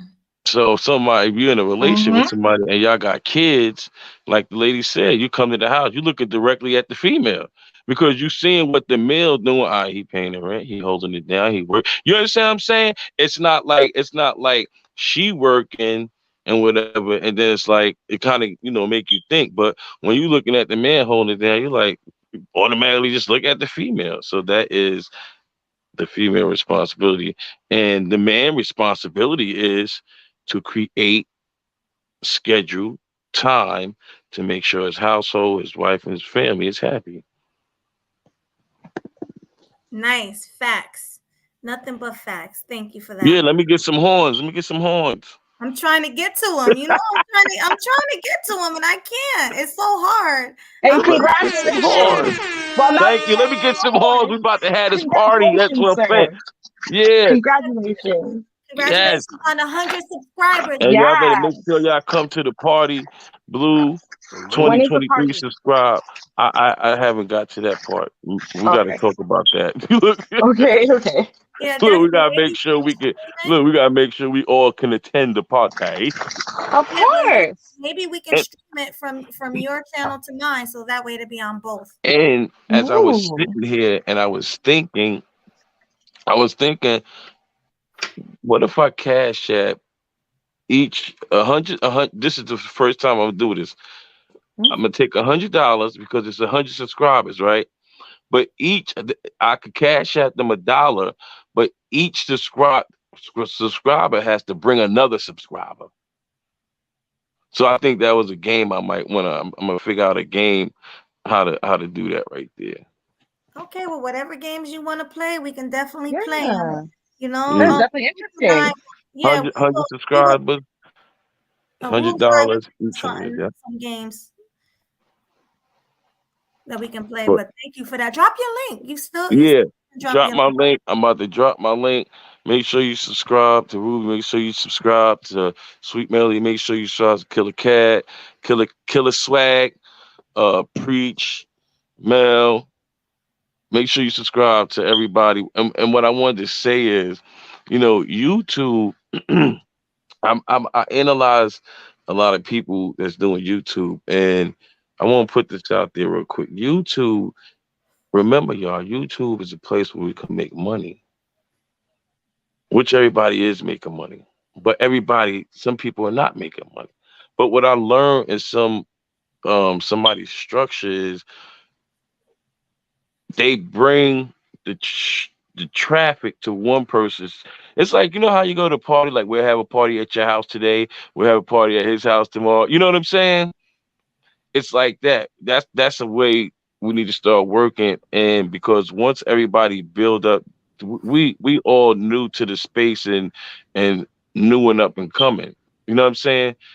So when people One look hand at wash us, the other. Yeah, we all need to help yeah, each other. yeah, people look at us as a group, but we're not structuring ourselves and working as a group to make money. So I think that's something. Maybe one day you should have a stream about that. You know what I'm saying? Where we could all just sit down and strategize how to work together and help build each other, and not just platforms, but also generating money, because there's money on these platforms.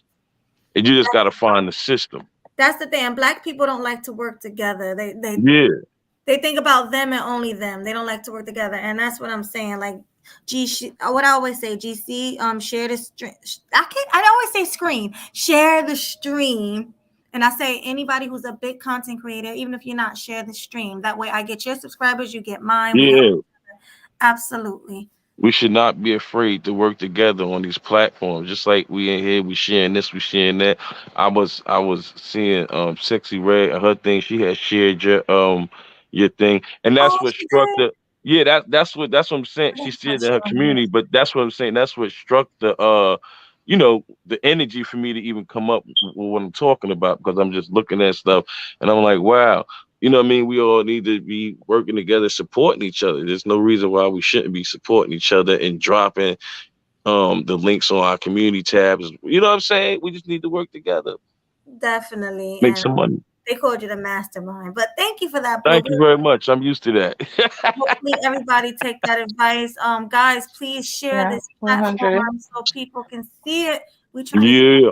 algorithm, please. Everybody. Let me just say, I wanted to say one thing about that, because actually the space was a lot like that for people who were here at Manosphere 2.0. It was a lot like that, actually. People were really doing stuff like that. Like, for example, right, no matter who was streaming, whatever, people would always like, okay, there was BGS was Friday, BGS for Women was Friday, and then BGS the what do they call it, like the arena or whatever, was Saturday, and then Brother Girl podcast was Sunday, right? And then like Angry Man would be from 6:30 to like 9, and this person would be from, like, they used to really do that. And then honestly, what ended up happening, you kind of see it. You could kind of see it start fracturing, is that when one person, all you need is one person in the bunch to not care how, there's always a stream. Like, literally used to be like that. There was always a stream you could watch, and smaller people would go in between of the bigger people, and then they would talk about it, and they say, oh, remember so-and-so's live in 15-20 minutes or whatever it is, right? Like, that used to happen. But then one person, I'm not going to call out names. I know the names, so I'm not calling them out. One person who started making, their channel a little bit bigger, they didn't care. They didn't care anymore to respect that kind of thing that everyone had built, where, you just don't stream when another Manosphere dude's streaming like that, right? So that way you're not stepping on nobody's toes, and that way everyone can build, right? Everyone can build. You're not in competition with each other, because all these messages are important. But when one person decides they don't care, and then they start benefiting that way, right? Then it kind of forces other people go, oh, well, if he didn't care, I don't have to care. And then the people who are sitting there trying to still be honorable, right, they're the ones who are losing out the most. So eventually they give up too, and they just say, forget it, I ain't gonna care then, right? I'm gonna stream when everyone else streams, and I'm gonna try to step on people's toes just like they're doing to me. And so you kind of like, I watched it kind of fall apart, and it's sad, because it used to be, the Manosphere used to be a space where literally almost 24 hours a day, you could go to a channel full of all of the people that you know and love, talking about stuff that you care about from an angle that you can respect. It used to be like that. So, it comes down to, okay, the OG people who used to do it, they all gave up on it, whatever. Okay, well, this is not Manosphere 2.0 anymore. So the question is, Are we ready, as a collective for us to, kind of start that back up and really support each other and really respect each other and what we're trying to do and kind of like the each one teach one, lifting as we rise? Are we ready to do that, and not flake on it? That's the question. That's the question everyone's got to ask themselves. I am, but is everyone else? That's the question. So, yeah, fair. Mm-hmm. Right about that. Sure. But Fatty is next, and then we'll have Mr. Know-It-All, and of course, Ruby always closes it out. So, of course, my big fat mouth. Of course. Can I add one more thing real quick? Well, sure, go ahead. I mean, I'll go last. Let the other brother go. I'll go last. I believe you are ready, Ruby. Me? No, seriously, I do. I really do. Oh, thank you. All right, so let's go with Fatty, Mr. Know-It-All, and then Ruby. Oh no, somebody else said they wanted to give another. That's Hustler. Thingy. So he want to go after. Okay, he want to go after Mr. Know-It-All and then Ruby. Okay, go ahead, Fatty. Final thoughts? Thank you for having me. Thanks for coming. It was a pleasure. That's my final thoughts. Thank you for not calling me troll again. I'm trying to get my streak going. I'm on day 2, so please nobody ruin that for me. Thank you very much, Ruby, Melody. I appreciate you guys. Come back, brother. Come back. I'm going to try to come here tomorrow. Make sure you subscribe to me. I subscribe back to you. Yeah. Oh, yes, sir. Appreciate you, my man. Thank you very much, guys. All right, brother. Thank you. Good night. I'll be here Thursday. I'll be here Thursday at 8:00. So make sure you all are here Thursday at 8:00. I will be streaming. Right. Who do we have? Oh yeah, Mr. Know-It-All. Or Lazy and Gangly. What are your final thoughts? I actually don't have final thoughts, but I have a question that maybe Ruby can incorporate in her final thoughts. Mm-hmm. Okay. Is it possible that it's a little bit of both, right? That the single women are jealous of the married women because they have 24-hour companionship, families, homes, futures to look forward to. But at the same time, the married women are jealous of the single women because they mourn their loss of independence and spontaneity and the variety that is the spice of life. Essentially, that the grass is always greener. You want me to answer now? Whenever you do your final thoughts. That's all. Oh, okay. Thank you, Mr. Know-It-All. Yes, well, that's it. No, we have. Do you have an opinion? We have Hustler than you. Well, my opinion is that it is a bit of both. Okay. That they're both right when they say the other group is jealous. Okay. It's just that ultimately, where do we want to be when we're 80 years old? Okay. So you remember that in your head? You got a good memory? Mm-hmm. All right. Oh, me? Of course I do. I'm good. Don't worry. Okay. Well, remember that because you got to answer. Okay. And let's go with Hustler, and then you'll answer his question. All right, go ahead, Hustler. Oh yes, I want to add one more thing. I feel like if people want to get married, they should do it, for the right reasons. And they not only should they do it, for the right person, but they need to do it for the right reasons. Think about if you're out here getting married or trying to get married because you don't want to be over 40, single with no kids, you're afraid of hitting the wall, you need to stop right there because that's not going to help your cause any. You need to get married and put the man upstairs first. Think about that. As far as hitting the wall is concerned, that could happen at any age. It ain't about you're 30 years old, single with no husband, no kids. People hit the wall before they get out of high school. People hit the wall when they fresh out of college. It can happen at damn near any age. So it shouldn't be a race to beat the clock or beat the biological clock when it comes to marriage. That's some serious business we're talking about. That's something that's supposed to be cherished and supposed to be looked at with some level of sacrecy. So you can't just play around with marriage because you're afraid of growing old and being by yourself for the rest of your life. That's my final thoughts. Thanks for having me, y'all. Thank you for coming. We appreciate you again. Yep. Salute. Yep. Salute to you and Miss Ruby. All right. Okay. Well, first and foremost, give me 10 seconds because I know I'm making noise, and I really apologize, but I'm gonna keep making this noise while I'm talking to y'all. But it'll only be like 10 more seconds. Anyway, yeah. So okay, first and foremost, let us answer Mr. Know-it-all.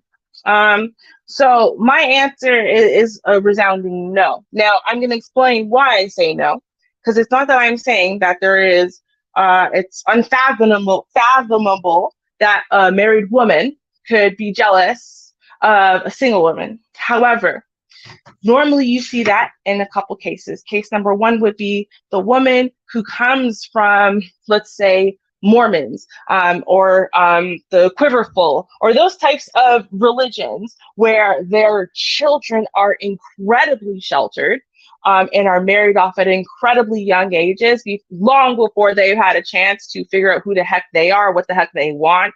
They don't even know if they like the person they're getting married to. They don't even know if they like people. They have no idea. They just don't know. Right. So now if you're talking about whether you're going back like 100 years to when that was just commonplace, or, today to the people who that is commonplace to still do, right?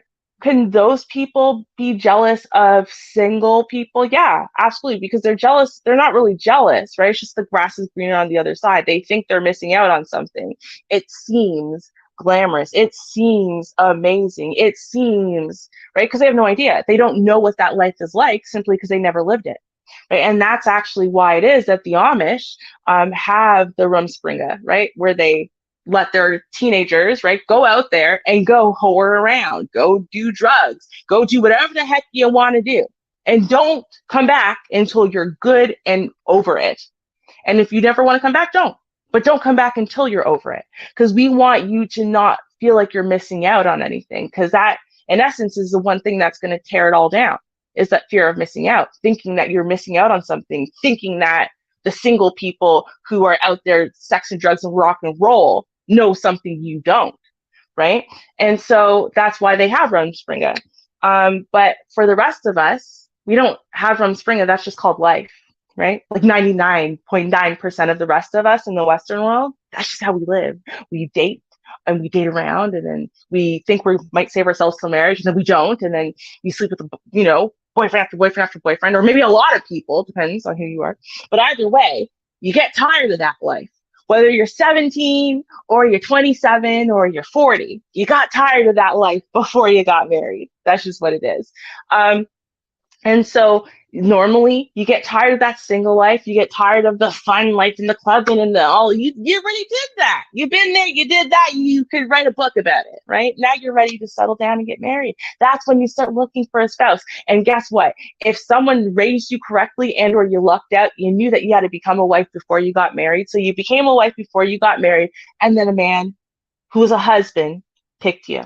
And so because that happened, because if you're a Pickman or a trad wife or, anything along those lines, what I would call a good woman, then you know and you understand perfectly, right, the value of a wife and the value of a husband, right? Because you became a wife before you got married. And so you valued those things before you got married. So when you got married, this is like, it's coming into something that it's like, wow, you are so lucky because you understand and appreciate how much you could have not had it and how much life sucked without it, right? So if you are a wife, then no, you absolutely are not going to be jealous of the single people because you're a wife. And wives are not going to be jealous of a life that doesn't accommodate them. And trust me, wives are never going to be happy with the single needing to sex, drugs, and rock and roll to pretend you're happy life. That's not going to ever be what a wife really wants, needs, values, cherishes, or fulfills her. It's just not.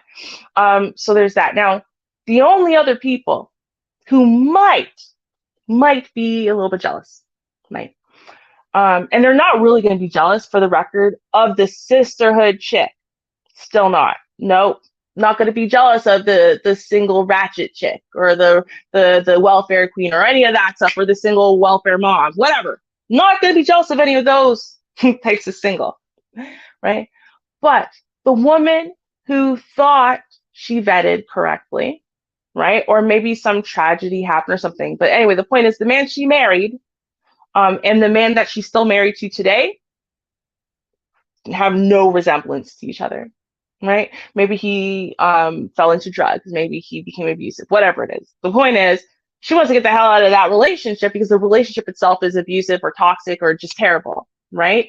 And so she might envy anyone who's not in her relationship, right? But that has nothing to do with envying another toxic lifestyle so much as wanting to get out of the toxic life that she's currently living, which still has nothing to do with envying the sisterhood. So then we think of, well, who the heck are they referring to when they say married women are envying the single bitter broad? What married women could they possibly be talking to? They're talking about the married single bitter broad, right? Yeah, that is something that is a thing. Single bitter broads get married all the time.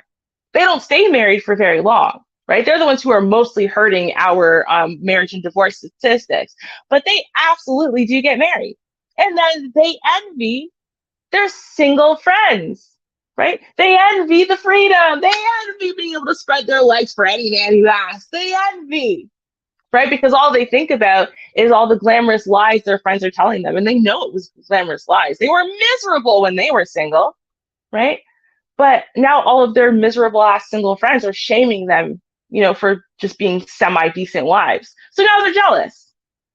But they're not really, right? Because what are they? They were just single bitter broads who walked down an aisle. They're not actually wives. That's the whole point. This is why when we phrased it, hey, listen, wives are never, ever, ever jealous of single bitter broads, right? The only people who might be married and jealous of single bitter broads are married single bitter broads. That's it. That's all I have to say. And really, that about sums up my final thoughts pretty well, except to say just this one thing for the record.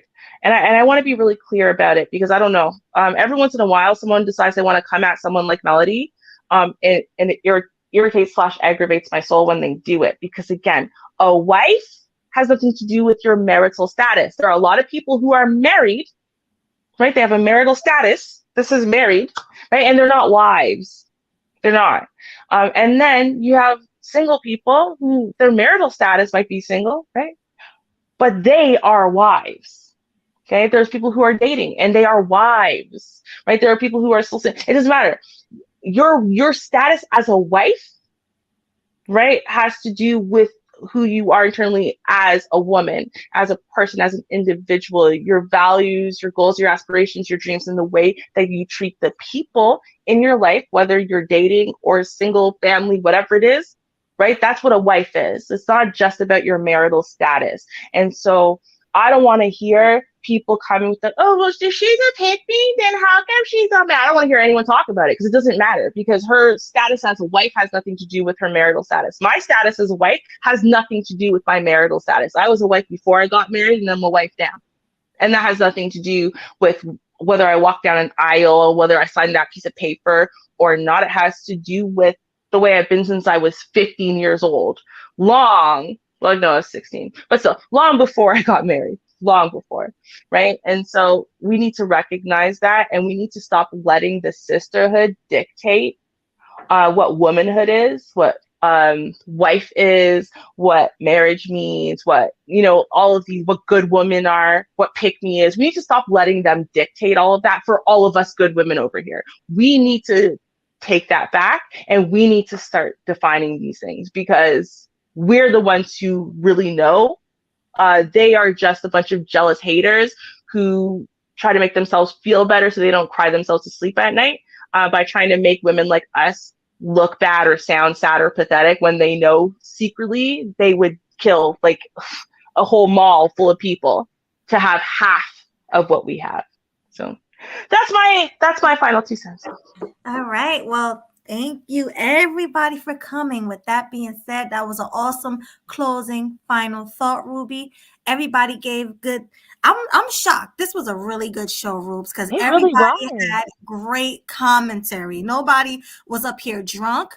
Nobody was up here acting stupid. No one was up here disrespecting me and you. This was a great stream, and I really appreciate all of our supporters. I appreciate everybody who what do you call it? Not Cash App. I always call it Cash App. Super Chat. Super Yes. Chat us. I appreciate everybody who hit the like button. To all of my moderators, you was doing a great job moderating our chat. Thank you. I Yeah. really appreciate it. And with that being said, we will see you. Well, I will see you Thursday and Saturday because those are my days that I stream. Thursday, Saturday, and Monday. Rubes and I is Sunday and Tuesday. So we have busy schedules. So I will see you guys Tuesday. Yeah. Oh wait, I have an announcement also. So before Melody stream, so you can catch both on Thursday at 6. You're streaming at 8, right? Yeah. So at 6, from 6 until 7:30, I am kind of being interviewed, I guess. And it's on really, why is it that I choose to be part of the manosphere, right? And to want to support the manosphere and the Pickmes sphere instead of venturing off into a different sector. So I will post that on my channel, like in my community tab, like it's on overall 99 media, which I like, he's not from the sector. So most of you probably have no idea who he is, but actually, I barely know who he is, but we're going to find out. And I'm going to defend the manosphere and the Pickme sphere and my position in it. So, yeah, we can do that on Thursday, and that's at 6 p.m. And then we'll be done probably within like half an hour before Melodies. So then that will give you a chance to, you know, re-up, get some popcorn and some Coke, or not Coke. That's a bad thing to say. Pepsi, like pop, like soda. God. And then you can jump into Melody's stream on Thursday at 8 p.m. So, yo, listen, we're giving you guys a really good lineup, I think. I really feel like they just need to come to, like, us. Just, that's it. And, like, we'll just entertain them for the entire week, technically, right? Because Baloo's party's coming up. I'm just saying, I don't know when it is, but it's coming up, right? So, come on. You guys are so lucky to have us. I'm sorry. So, huh? No, I was saying I'm here. I heard her say the party concert. Yeah. Yeah. Oh, I was saying the party's coming up. What'd you say? You didn't hear me talk about the party? No, I said the party's coming up. Like as I said, they're so lucky to have us because right, because we're doing like, they have so many things to do. All they have to do is come here and check in. Like, hey, what do I do this week? We can let them know. Like literally, like we just have stuff stacked for like days upon days. They're so lucky to have us. We will entertain them. Right. So yeah, Blue. So about your channel and the party. So Blue have hit 100 subscribers. I already said this, but I'll say it again. Yeah. Which is a milestone for him, and we're so happy for him. And we will be having like a little celebration where we're gonna be playing games, prank calls, all that. We're gonna have a good time. I need this panel because when I had it for my 1,000 subscribers 2 years ago, we had a full panel. Everybody was here. We had who remember that? Mr. Know-It-All. A lot of people remember it. Jessica X. Everybody was there. We had a good time. I was there. Oh yeah, you were there too. Beth. 101. Huh?